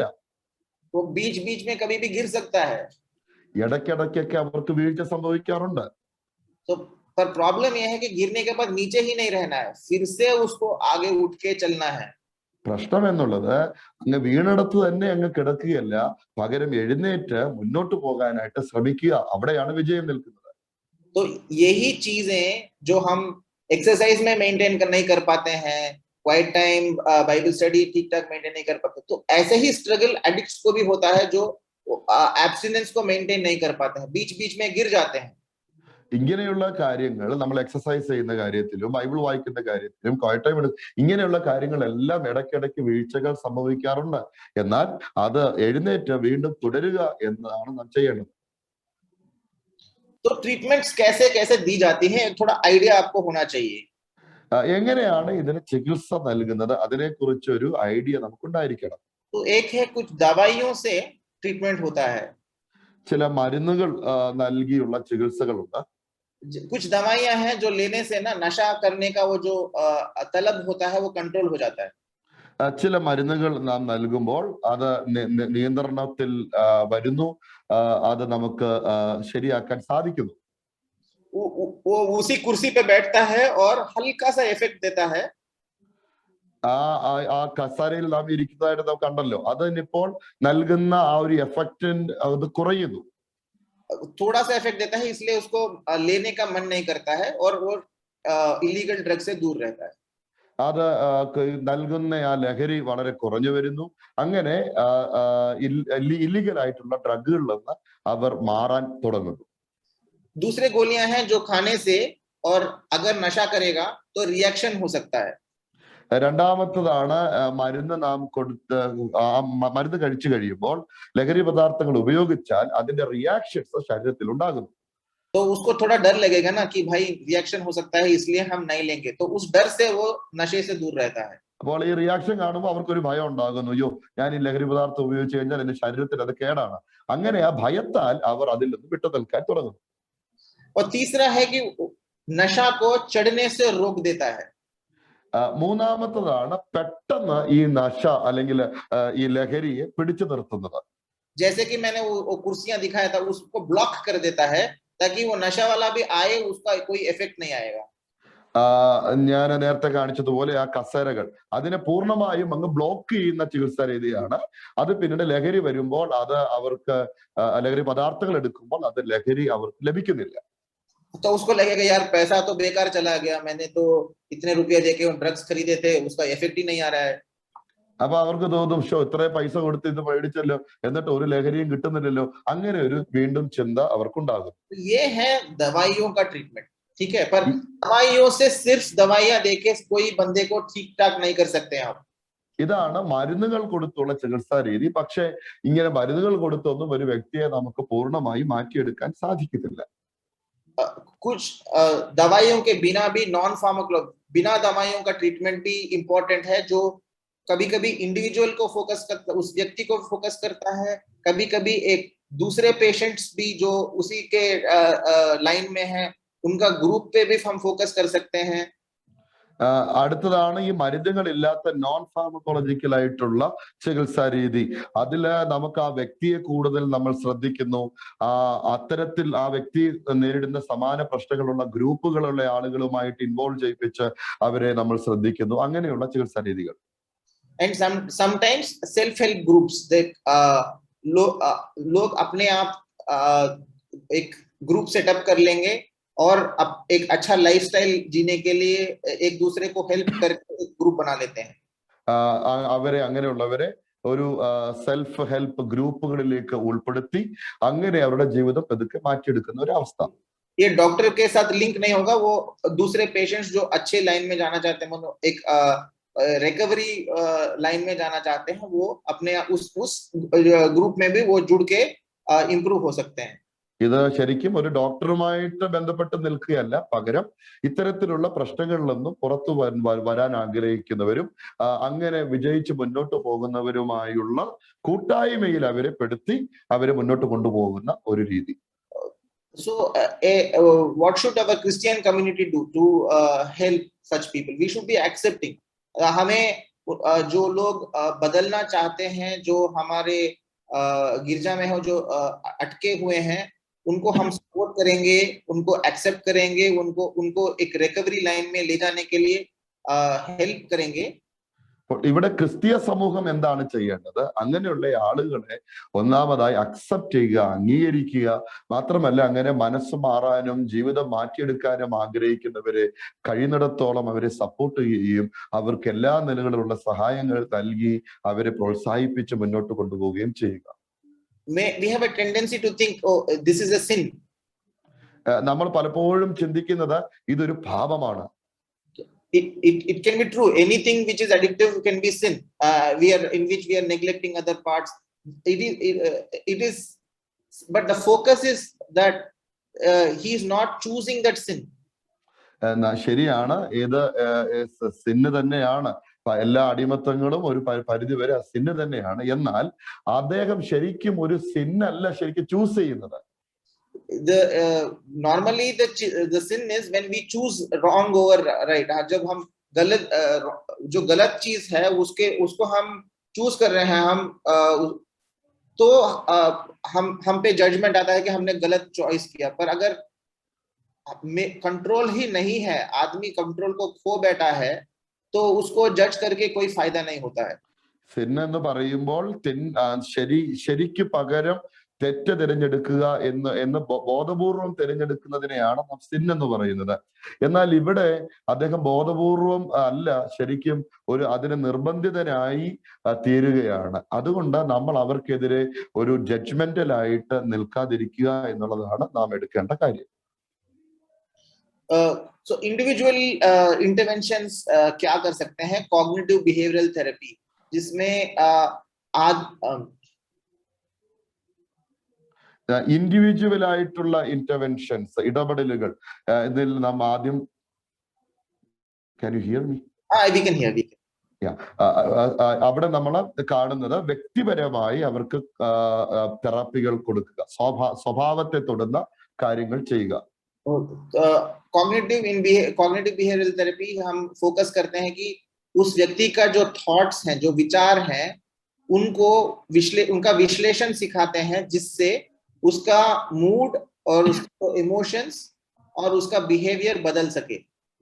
ഈ കോഗ്നിറ്റീവ് ബിഹേവിയർ തെറാപ്പിയിൽ നമ്മൾ ചെയ്യുന്നത് ആ വ്യക്തിക്ക് വിഷ്വലൈസേഷൻ ചെയ്യാനായിട്ട് അദ്ദേഹത്തെ സഹായിക്കുക. അതിലൂടെ അദ്ദേഹത്തിന്റെ സ്വഭാവത്തിന്റെ രൂപീകരണത്തിനും മാറ്റത്തിനും മുന്നോട്ട് കൊണ്ടുപോകുക. Motivational interviewing is another technique. दूसरा टेक्निक है जो मैंने सिखाया, जो पहले बोला है कि वो प्री कॉन्टेम्पलेशन से कॉन्टेम्पलेशन से प्रिपरेशन, एक्शन, उसमें उसको बढ़ाने के लिए जो सोच नहीं रहा है उसको कैसे उसको सोचने के लिए एंकरेज करना है, जो सोच रहा है उसको कैसे प्रिपेयर करें, और वो जो प्रिपेयर हो रहा है उसको कैसे ठीक एक्शन में ले जाए.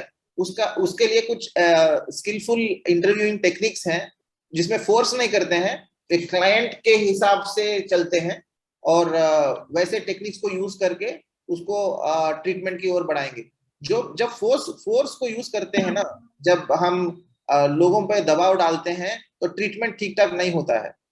മോട്ടിവേഷണൽ ഇന്റർവ്യൂയിങ് എന്ന് പറയുമ്പോൾ നേരത്തെ ഞാൻ പറഞ്ഞതുപോലെ ഓരോ സ്റ്റേജുകൾ പറഞ്ഞല്ലോ, ചിന്തിക്കുക, അതിനുശേഷം തയ്യാറാവുക, ശരിയായ തീരുമാനം എടുക്കുക. ആ കാര്യങ്ങളിൽ ആ വ്യക്തിയെ നമ്മൾ ചിന്തിക്കുന്നവരാണെങ്കിൽ ശരിയായി ചിന്തിക്കാനും അതിനുശേഷം അവരെ ശരിയായ തയ്യാറാക്കലിലേക്ക് നയിക്കാനും അങ്ങനെ അവരെ സഹായിക്കുന്ന രൂപേണ അവരോട് ഇടപെടുന്ന ഒരു കാര്യമാണ്. ഇവിടെയൊക്കെ നാം നിർബന്ധം ചെലുത്തിയാൽ അത് ശരിയായ രീതിയിലേക്ക് അത് മുന്നോട്ട് പോകുകയില്ല.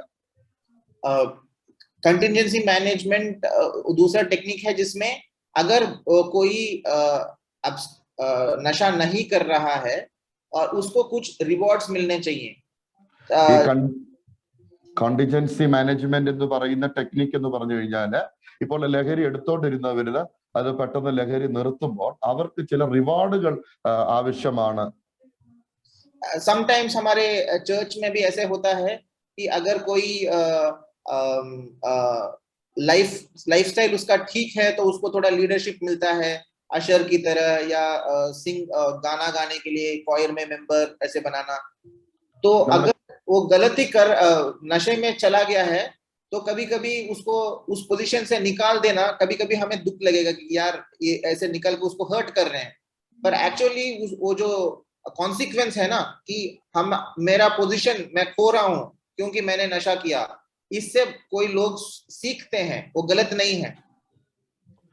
ഇവിടെ നാം ഉപയോഗിക്കുന്നത് പ്രത്യേകിച്ച് ചർച്ചിന്റെ ചുറ്റുപാടിലാണെങ്കിൽ ഒരു വ്യക്തി തന്റെ ആ ജീവിത രീതി മാറ്റി അദ്ദേഹം ശരിയായി മുന്നോട്ട് പോകുമ്പോൾ അദ്ദേഹത്തിന് ലീഡർഷിപ്പിലേക്ക് കൊണ്ടുവരിക, അഷറായിട്ട് കൊടുക്കുക, നിയമിക്കുക, അല്ലെങ്കിൽ കൊയർ മെമ്പർ ആയിട്ട് കയറ്റുക, അങ്ങനെ അവർക്ക് പ്രോത്സാഹനങ്ങൾ റിവാർഡ് രൂപേണ നൽകി അവരെ നമുക്ക് മുന്നോട്ട് കൊണ്ടുപോകാൻ സാധിക്കും. അപ്പോൾ തന്നെ ഇതിൽ നിൽക്കുന്നവര് അവർക്ക് എന്തെങ്കിലും തെറ്റായ രീതിയിലേക്ക് വീണ്ടും ലഹരി ഉപയോഗിക്കാൻ പോയി കഴിഞ്ഞാൽ ആ പദവിയിൽ നിന്ന് അവരെ നാം എടുക്കുമ്പോൾ അദ്ദേഹത്തിന് ഒരു വീണ്ടും വിചാരം ഉണ്ടാകും, അയ്യോ ഞാനിത് ചെയ്തു കഴിഞ്ഞാൽ എന്റെ ആ പദവി പോകുമല്ലോ. അങ്ങനെ ആ കാര്യങ്ങളിലൂടെ അവർ ചിലത് പഠിച്ച ജീവിതത്തിൽ അത് ഉണ്ടാക്കാൻ അല്ലെങ്കിൽ അത് കൊണ്ടുവരാൻ ശ്രമിക്കുകയും ചെയ്യും. ऐसे ही हमें ग्रुप्स पे भी देखना है कि हमारे चर्चेस में लोगों को सर्विस का टाइम का नहीं, के टाइम में मे बी वेडनेसडे, थर्सडे, ऐसे टाइम में हमें खोल के जो लोग छोड़ना चाहते हैं वो अपने आप एक ग्रुप बना के मीट करें. ऐसे नहीं कि वो लोग क्रिश्चियंस हो, वो कोई भी हो सकता है. तो वो, और हमारा एजेंडा वहां पे रिलीजियस नहीं होना चाहिए, हमारा एजेंडा वहां पे होना चाहिए कि वो लोग अपना लाइफ को सुधारें. समझ रहे हैं?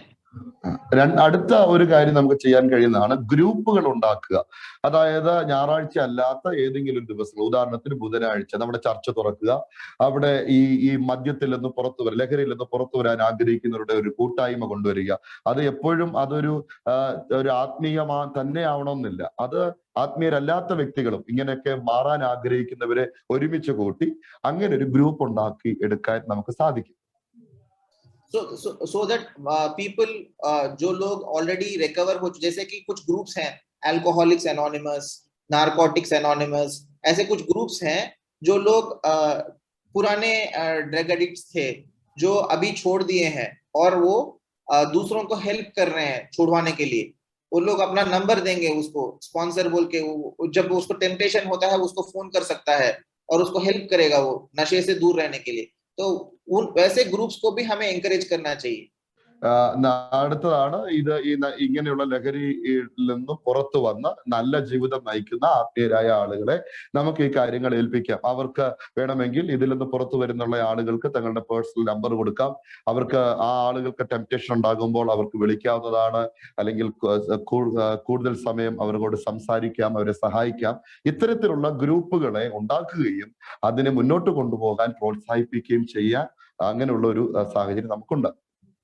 और हमारे सर्कल में भी जो लोग रिकवरी स्टेज में हैं, आप जो थोड़ा सीनियर हैं जो हेल्प करना चाहते हैं, वो थोड़ा आप थोड़ा ट्रेनिंग लीजिए, काउंसलिंग स्किल्स का ट्रेनिंग लीजिए और दूसरों को हेल्प करने के लिए थोड़ा ऐसे सपोर्ट कीजिए ताकि वो इस क्राइसिस टाइप ऑफ सिचुएशंस में आपको कांटेक्ट करके नशे से दूर रह पाए. അടുത്തതായിട്ട് ഇതിലെ സീനിയർ ആയിട്ടുള്ള ആളുകളെ നമുക്ക് വേണമെങ്കിൽ നമുക്ക് അവരെ തിരഞ്ഞെടുത്ത് അവർക്ക് ഇത്തരത്തിലുള്ള ആളുകൾ കൗൺസിൽ ചെയ്യാനും അവരെ സഹായിക്കാനുമുള്ള ട്രെയിനിങ്ങുകൾ നൽകി അവരെ സജ്ജരാക്കി അവരെ ഈ കാര്യങ്ങളൊക്കെ നമുക്ക് ഏൽപ്പിക്കാവുന്നതാണ്. तो याद रखने के लिए फाइनल कुछ बोल रहा हूँ कि एडिक्शन एक बीमारी है और जो लंबे समय तक चलेगा और लगभग जिंदगी पूरा रहेगा. ഈ കാര്യങ്ങൾ അവസാനമായി നമ്മളിത് ഒന്നുകൂടെ ഓർക്കാം. അഡിക്ഷൻ എന്ന് പറയുന്നത് അത് ഒരു രോഗമാണ്, അത് ചികിത്സിക്കാവുന്നതാണ്. एडिक्शन कॉम्प्लेक्स चीज है, उसमें बायोलॉजी जो शारीरिक चीजें हैं वो इन्वॉल्व है, मानसिक चीजें इन्वॉल्व है और सामाजिक चीजें भी इन्वॉल्व है. ഈ അഡിക്ഷൻ എന്ന് പറയുന്നത് വളരെ സങ്കീർണമായ ഒരു കാര്യമാണ്.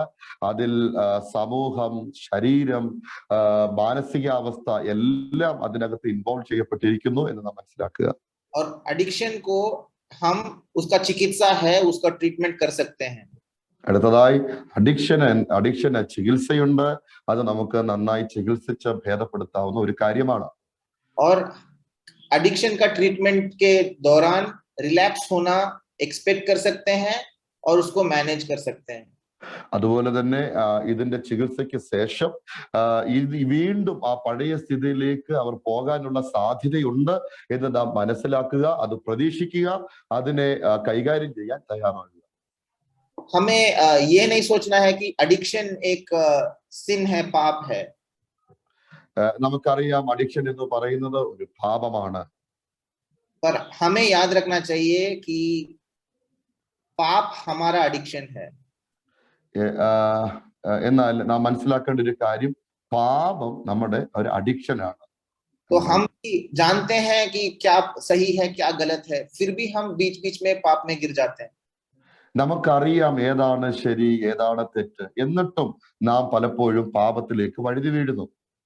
तो पूरा क्रिश्चियन लाइफ जो है पाप से रिकवरी में है. हम നമ്മുടെ ക്രിസ്ത്യ ജീവിതം മുഴുവനായി നോക്കിക്കഴിഞ്ഞാൽ ശരിക്കും അത് പാപത്തിൽ നിന്നുള്ളൊരു റിക്കവറിയാണ്. पहले एक जमाना था जब हम भगवान के बारे में ज्यादा सोचे भी नहीं थे, हम भी प्री कॉन्टेम्पलेशन में थे. एक टाइम में सोचा कि हाँ हम पापी हैं, हमें परित्राण चाहिए, हमें सैल्वेशन चाहिए. और उसके बाद हम धीरे धीरे प्रिपरेशन एक्शन में आ गए हैं, कुछ बैप्टिज्म ले लिए हैं, थोड़ा रेगुलर हो गए हैं स्पिरिचुअल लाइफ में. पर फिर भी बीच बीच में तो हमारा लाइफ में से पाप तो नहीं गया ना, बीच बीच में हमारे लाइफ में भी पाप अभी भी है.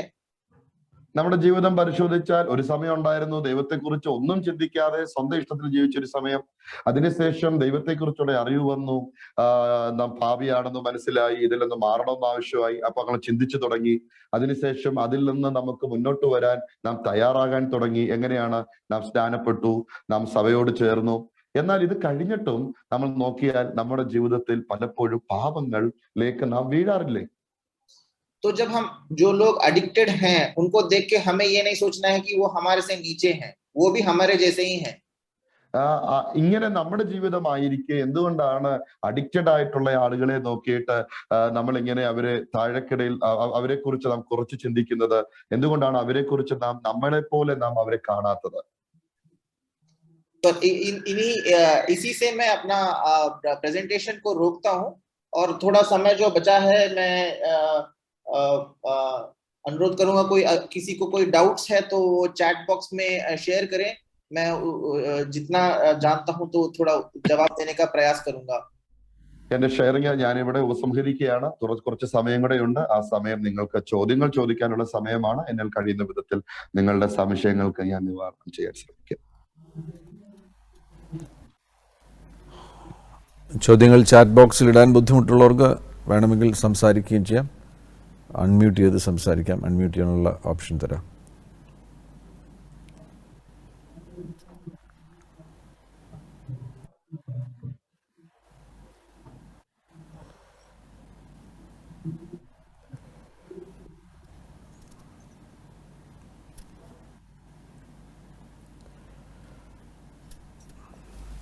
സംശയങ്ങളോ ചോദ്യങ്ങളോ ഉള്ളവർ ദയവായിട്ട് ഒന്നുകിൽ ചാറ്റിൽ നിങ്ങൾ ആ സംശയങ്ങൾ ടൈപ്പ് ചെയ്യുക, അല്ലെങ്കിൽ നിങ്ങൾക്ക് അൺമ്യൂട്ട് ചെയ്ത് സംസാരിക്കാം. One of the brothers, Matthew George, has written that charismatic groups in Catholic Church do this. Probably he refers to group therapies, like opening their churches for Alcoholics Anonymous, Narcotics Anonymous. It is actually wonderful. I think all churches have to open. In fact, some of those groups are not for medicines, like they're anti-medicine. Despite that, in my department, we have opened Alcoholics Anonymous group. So over time, they have actually come to work with us, and they understand that we actually value their input. So they are not anti-medicines in the Alcoholics Anonymous in our area. So hamare, sorry, I went to English. I'll tell again in Hindi. भाई Matthew George बोल रहे हैं कि जो charismatic groups हैं Catholic church के, वो लोग अपने चर्चेस को थोड़ा, मेरे को लगता है कि वो group alcoholic and narcotics anonymous groups के बारे में बात कर रहे हैं. तो मेरे को लगता है कि हम सारे चर्चेस को ओपन करना चाहिए. कभी कभार ये जो ग्रुप्स हैं अल्कोहलिक्स एनोनिमस ग्रुप्स, उनका थियोरेटिकल फ्रेमवर्क में ये नहीं है कि एडिक्शन एक बीमारी है. वो मानते हैं कि उसका थोड़ा स्पिरिचुअल लिंक्स है. तो वो मैं बहुत चीजें, जैसे कि मेरे पे कोई कंट्रोल नहीं है, मैं कंट्रोल को खो चुका हूँ, मैं आप पे डिपेंड करता हूँ, हायर पावर पे डिपेंड करता हूँ. जो क्रिश्चियन कॉन्सेप्ट्स हैं उन्हीं को उसने थोड़ा सेक्युलराइज कर दिया है. तो कभी कभी हमारे क्रिश्चियंस लोगों को दिक्कत होती है कि इन्होंने तो सेक्युलराइज कर दिया, हमारा कॉन्सेप्ट को थोड़ा डाइल्यूट कर दिया. पर हमें ऐसा नहीं सोचना चाहिए. हमारा काम है, गॉड वांट कि द हीलिंग ऑफ पीपल, कि क्रेडिट यीशु मसीह को इमीडिएटली ऐसे मिले, या because of healing indirectly he is glorified, उससे कोई फर्क नहीं पड़ता. हमें फोकस करना चाहिए कि that God's kingdom is built in which concept तो क्रिश्चियन कॉन्सेप्ट ही है. तो हमें थोड़ा, we have to be open. If we are open by keeping it secularized, other people will be willing to come. Outrightly, we are talking about Jesus, they will not come. So we will be limiting our ministry. നമ്മള് ഇവിടെ ഭായി പറഞ്ഞത് ഇത് Catholic ഗ്രൂപ്പുകൾ ഇങ്ങനെ അവരുടെ ചർച്ചകൾ തുറക്കുന്നു, ഇങ്ങനെയുള്ള ഗ്രൂപ്പുകൾ ഉണ്ട് എന്നാണ്. ശരിക്കും നമ്മുടെ സഭകളും അങ്ങനെയുള്ള കാര്യങ്ങൾക്ക് വേണ്ടി മുന്നോട്ട് വരണം. എന്നാൽ ഇതിലുള്ള പ്രശ്നം എന്ന് പറയുന്നത്, നമ്മുടെ ചർച്ച ഇതിനെ കൂടുതലായിട്ട്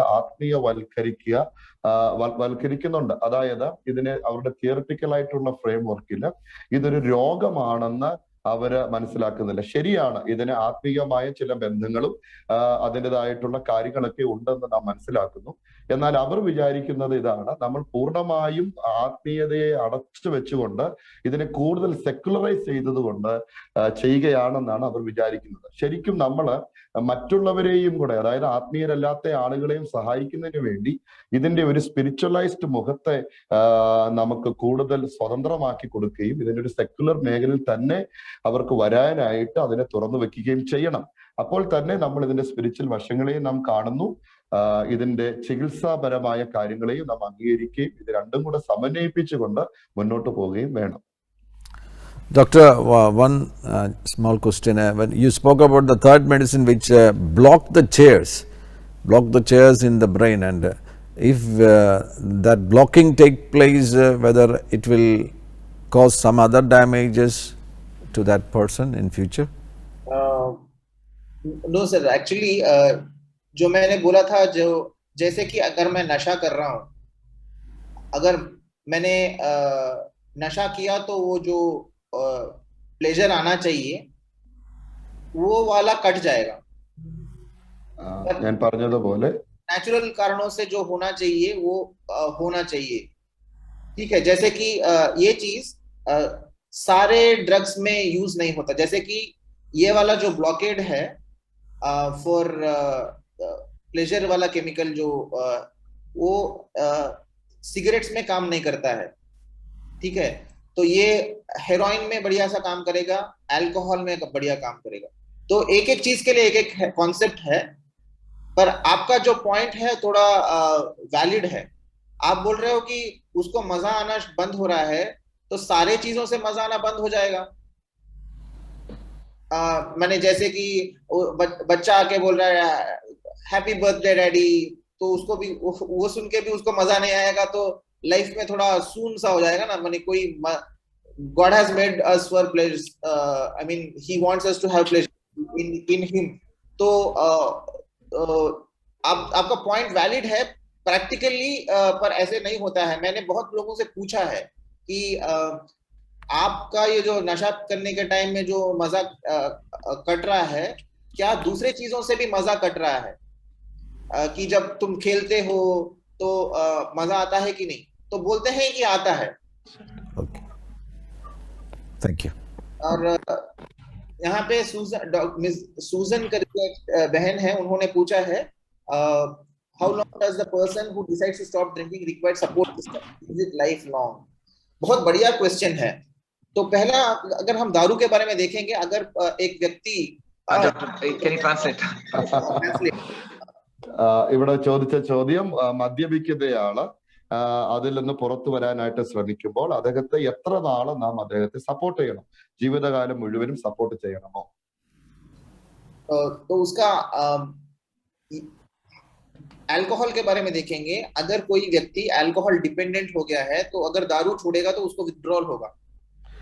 മദ്യത്തിന്റെ കാര്യത്തിൽ നോക്കുമ്പോൾ അദ്ദേഹം ആ കാര്യത്തിൽ കൂടുതൽ എന്താണ് ആ ലഹരിയിൽ പെട്ടയാളാണെങ്കിൽ അതിൽ നിന്ന് അദ്ദേഹം പുറത്തു വരാൻ ശ്രമിക്കുമ്പോൾ വിത്ഡ്രോവലിന്റെ പ്രശ്നം അദ്ദേഹത്തിന് ഉണ്ടാകും। वो लगभग दो हफ्ते तो उसका रहेगा विथड्रॉल। तो ये टाइम में वो डॉक्टर के केयर के अंदर होना चाहिए। तो वो डॉक्टर क्या करेंगे, दवा देंगे जो दारू की तरह काम करेगा, पर डोसेस को धीरे धीरे धीरे धीरे कम करके बंद करेंगे, तो विथड्रॉल का इफेक्ट नहीं दिखेगा। അപ്പൊ ഈ വിത്ഡ്രോവൽ 2 ആഴ്ചത്തോളം ഉണ്ടാകും। ആ സമയത്ത് ഡോക്ടർ ചെയ്യുന്നത് അതിനുള്ള മരുന്നുകൾ കൊടുക്കുകയാണ്। അത് കൊടുത്ത് അതിന്റെ ആ ലഹരി കുറയുമ്പോൾ തന്നെ ആ മരുന്നിന്റെ ഡോസും അതിങ്ങനെ കുറച്ച് കുറച്ച് കൊണ്ടുവരും। अब तो विथड्रॉल खत्म हो गया, पर क्रेविंग तो खत्म नहीं हुआ। അവിടെ വിത്ഡ്രോവലാണ് അവസാനിച്ചത്, പക്ഷേ അതിനുള്ള ആസക്തി അവരിൽ നിന്ന് നഷ്ടപ്പെട്ടിട്ടില്ല। इन सब चीजों के लिए उसका काउंसलिंग का ट्रीटमेंट शुरू होगा। ഇങ്ങനെയുള്ള കാര്യങ്ങൾ പരിഹരിക്കുന്നതിന് വേണ്ടി അവർക്ക് കൗൺസിലിംഗിന്റെ ആവശ്യം ഉണ്ടാകുന്നു। तो ये धीरे धीरे उसको टेम्पटेशन आएगा तो कैसे एस्केप करेगा, ये सब चीजें सीखने के लिए 2-3 महीने लगेंगे। അപ്പോ ഇവര് ടെംപ്റ്റേഷൻ വന്നാൽ എന്ത് ചെയ്യണം, ഇതൊക്കെ പഠിക്കാനായിട്ട് 2-3 മാസങ്ങൾ എടുക്കും। पर वो जो मैडम ने पूछा है कि वो लॉन्ग टर्म कितना लंबा, उसको हल्का सा सपोर्ट चाहिए, हल्का सा सपोर्ट लाइफ लॉन्ग चाहिए।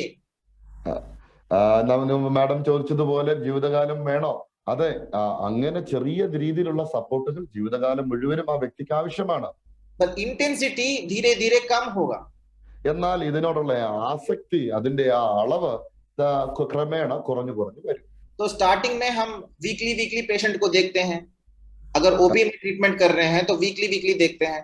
जो 6-7 महीने के बाद को तो उसको 3 महीने में एक बार, 2 महीने में एक बार ही देखते हैं। നാം തുടക്കത്തിൽ നോക്കുമ്പോൾ എല്ലാ ആഴ്ചയും നാം ഈ ചികിത്സ കൊടുത്തുകൊണ്ടിരിക്കും। എന്നാൽ 6-7 ആഴ്ചകൾക്ക് ശേഷം 3 മാസം കൂടുമ്പോൾ അങ്ങനെ ആ ചികിത്സയുടെ ആ കാലം കുറഞ്ഞു വരുന്നതായിട്ട് കാണും। hope that ma'am, I hope that answers. Yes, doctor. Yes, thank you. There is another question. Can the mentally challenged patients on psychotropic medications be brought back to normalcy by any of the recommended treatment methods? J Jack भाई पूछ रहे हैं कि जो बच्चों का, जो लोगों का मानसिक प्रतिबंधी है, जिनका डेवलपमेंट पूरा नहीं हुआ है, दवाइयां देके उनको जैसे कि कोई प्रॉब्लम नहीं है वैसे बनाया जा सकता है कि नहीं? इनका प्रश्न बहुत सीरियस प्रश्न है, पर ये एडिक्शन के से रिलेटेड नहीं है, फिर भी मैं उत्तर देना चाहूंगा। ഈ സിസ്റ്ററിന്റെ ചോദ്യം എന്നുള്ളത് അഡിക്ഷനുമായി ബന്ധപ്പെട്ടതുള്ളതല്ല, എങ്കിലും ഞാൻ അതിന് മറുപടി തരാൻ ശ്രമിക്കാം। देखिए, जो मानसिक प्रतिदिन जो मेंटल डेवलपमेंट में प्रॉब्लम है, उनको मानसिक बीमारियां हो सकती हैं और वो बीमारियां दवा देके सही कर सकते हैं। മാനസികമായ കാര്യങ്ങൾ നോക്കുമ്പോൾ അവിടെയും മാനസിക പ്രശ്നങ്ങൾ രോഗമായി അത് ഡെവലപ്പ് ചെയ്യാറുണ്ട്. അതിന് നമുക്ക് മരുന്നുകൾ കൊടുത്ത് നമുക്കത് ചികിത്സിക്കാൻ കഴിയുന്നതുമാണ്. बट जो डेवलपमेंट का लॉस जो हो गया है, उसको गोली से हम ट्रीटमेंट नहीं कर सकते। मैंने अगर 7 साल के बच्चे का ब्रेन अगर 5 साल के बच्चे की तरह काम कर रहा है, कोई गोली देके उसको 7 कर सकते हैं।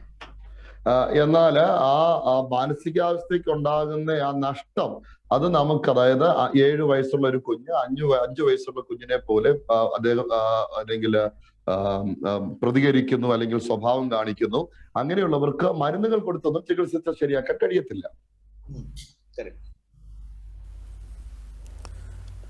There is another question directly sent to me that is about a delusional disorder, and this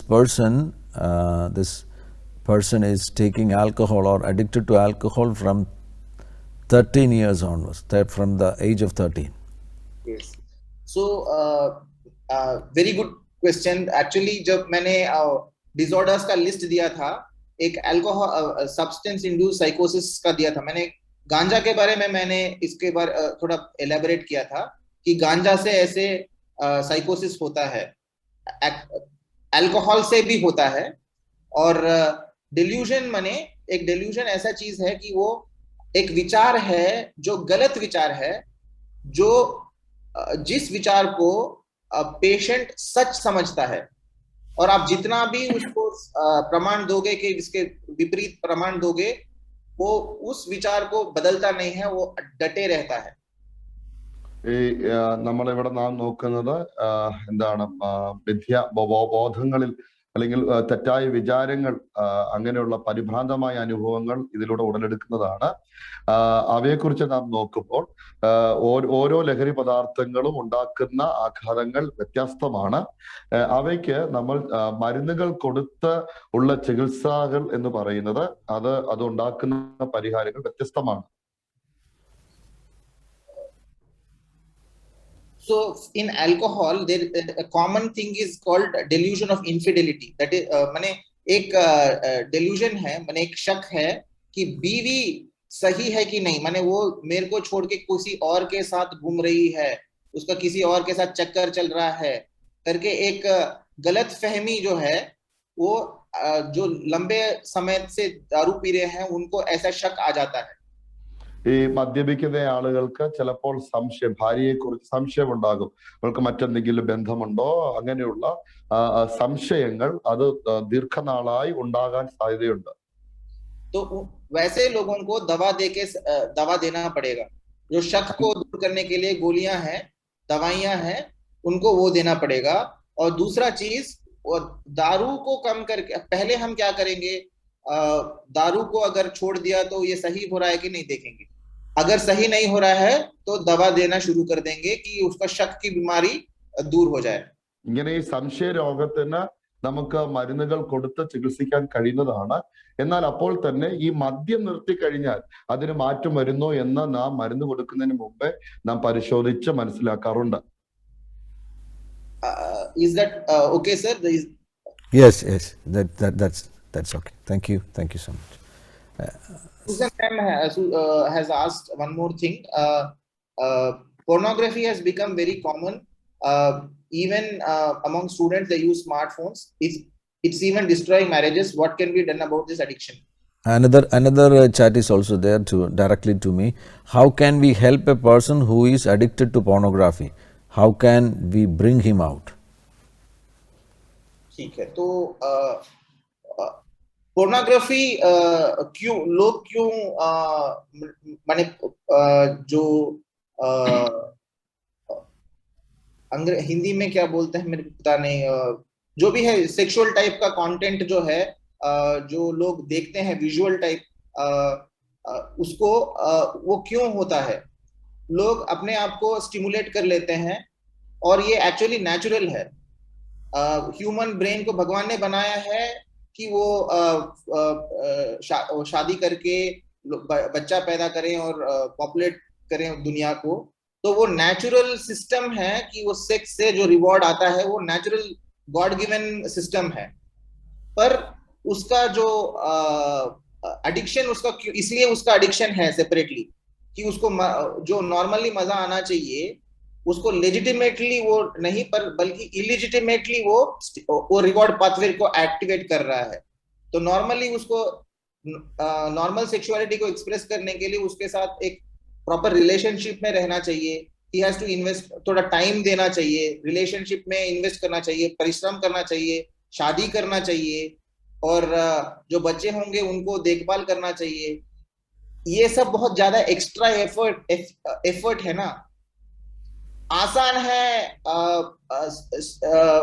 dating site पे जाओ और ऐसे ही सेक्स कर लो, कैजुअल सेक्स कर लो, या पैसे देके कर लो, या पोर्नोग्राफी देख के ऐसे काम चला लो। तो इससे जो होता है एक लेस एफर्ट के साथ उसको मजा आ जा रहा है। तो ये इसीलिए इजीली एडिक्टिव होने का सिस्टम को ज्यादा दे देता है। एक जमाना था जब पोर्नोग्राफिक मटेरियल को पाने के लिए लोगों को, जब इंटरनेट नहीं था, 1960s में भी पोर्नोग्राफी मैगजीन छपते थे प्रिंटेड मटेरियल में, तो लोगों को खोजना पड़ता था कहाँ मिलेगा करके, छुप छुप के देखना पड़ता था, थोड़ा एफर्ट उसमें भी लगता था। पर आजकल इंटरनेट का जमाना है, तो आसानी से 2-3 क्लिक्स में उसको पोर्नोग्राफी का कंटेंट मिल जाएगा। तो इजीली अगर किसी ने उसको शुरू कर दिया तो फंस जाने का चांस ज्यादा होता है। तो अगर वो फंस रहा है,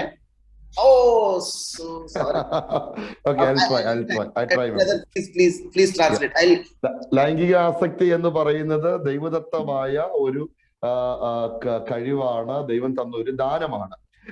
ഇത് നമുക്ക് സ്നേഹം പങ്കുവെക്കുന്നതിന് വേണ്ടിയും നമ്മുടെ കുഞ്ഞുങ്ങളെ ഉൽപ്പാദിപ്പിക്കുന്നതിന് വേണ്ടിയും ഒക്കെ ദൈവം തന്നിരിക്കുന്ന അനുഗ്രഹിക്കപ്പെട്ട ഒരു കഴിവാണ്, ദാനമാണ്. എന്നാൽ ഇത് നമുക്ക് സാധ്യമാകണമെങ്കിൽ അത് വിവാഹത്തിലൂടെ, ശരിയായ ബന്ധത്തിലൂടെ ഒക്കെയാണ് ഇത് സാധ്യമാകുന്നത്. ഇത് നിയമപരമായിട്ടുള്ള കാര്യമാണ്. എന്നാൽ അതിന് കുറെ അധികം ശ്രമങ്ങൾ ആവശ്യമാണ്, കുറെ ആത്മാർത്ഥത ആവശ്യമാണ്. എന്നാൽ ഇതിനെ നിയമപരമല്ലാത്ത വഴിയിലൂടെ ആളുകൾക്ക് ലഭ്യമാക്കാൻ ശ്രമിക്കുമ്പോഴാണ് ഇത് അടിമത്തമായിട്ട് മാറുന്നത്. അത് പൈസ കൊടുത്ത് സൈറ്റിൽ പോവുക, അല്ലെങ്കിൽ പൈസ കൊടുത്ത് തെറ്റായ ബന്ധങ്ങളിൽ ഏർപ്പെട്ട് അതിന്റെ നിർവൃതി അടയുക, ഇങ്ങനെയൊക്കെ ചെയ്യുമ്പോഴാണ് ഇത് അടിമത്തത്തിലേക്ക് ശരിക്കും പോകുന്നത്. That's all I got. So first thing is to recognize that it is addictive. जो people think, लोग सोचते हैं कि हाँ रे थोड़ा देख लिया तो क्या हो गया, पर उनको पता नहीं है कि वो धीरे धीरे उसको अंदर की तरह खींच लेगा.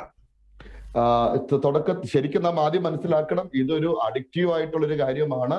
എന്നാൽ ആളുകൾ വിചാരിക്കും അല്പം കണ്ടു കഴിഞ്ഞാൽ എന്താ പറ്റുന്നത്, ഒന്നും സംഭവിക്കത്തില്ലല്ലോ എന്ന് പറയുമ്പോഴും അവർ പതുക്കെ അവരറിയാതെ ഇതിന്റെ ഊരാക്കുടുക്കിലേക്ക് ഇറങ്ങിച്ചെല്ലുകയാണ്.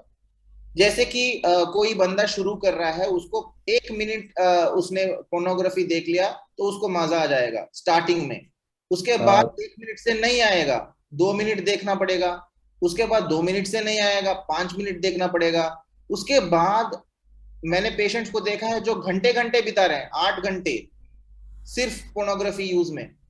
उसको मालूम है कि टाइम वेस्ट कर रहा है, उसको मालूम है कि वो कुछ यूज नहीं है, उसको मालूम है कि पढ़ाई में ध्यान नहीं दे रहा है, उसको मालूम है कि गिल्ट फीलिंग होता है जब उसको क्लासमेट्स को देखता है, टीचर को देखता है, उसको गिल्ट फीलिंग होता है, फिर भी अपने आप को कंट्रोल नहीं कर पा रहा है, इसलिए वो उसको बट स्टार्टिंग में उसको एहसास नहीं होता है कि वो ऐसे होने वाला है.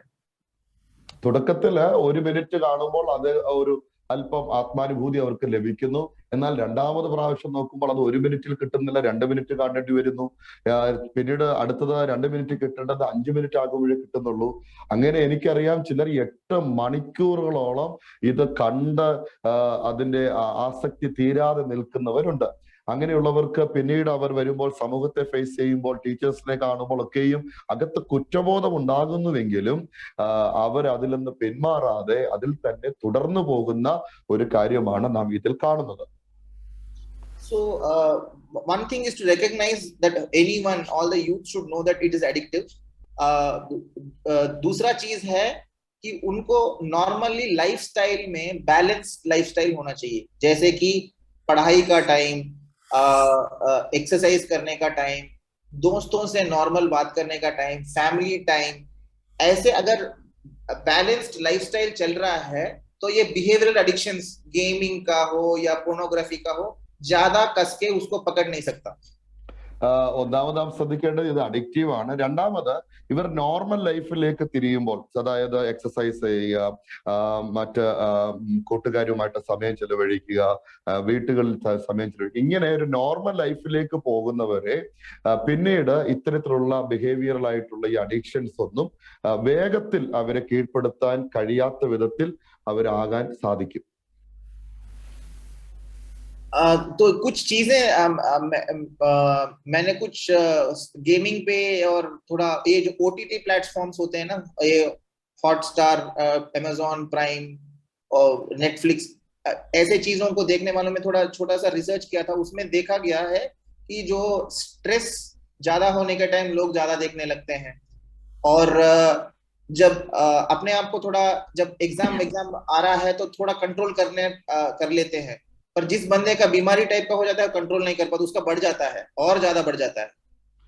നമ്മളിപ്പോൾ ഈ ഒരു റിസർച്ച് നടക്കുന്നുണ്ട്. ആമസോൺ, നെറ്റ്ഫ്ലിക്സ് പോലെയുള്ള OTT പ്ലാറ്റ്ഫോമിൽ സമയം ചെലവഴിക്കുന്നവർ അവർ എന്തുകൊണ്ടാണ് പോകുന്നത് ചോദിച്ചു കഴിഞ്ഞാൽ അവർക്കുണ്ടാകുന്ന സ്ട്രെസ്, സമ്മർദ്ദമാണ് അവരെ അത്തരത്തിൽ സമയങ്ങൾ ചെലവഴിക്കാനായിട്ട് പ്രേരകങ്ങളായി തീർന്ന് അവരെ കൊണ്ടുപോകുന്നത്.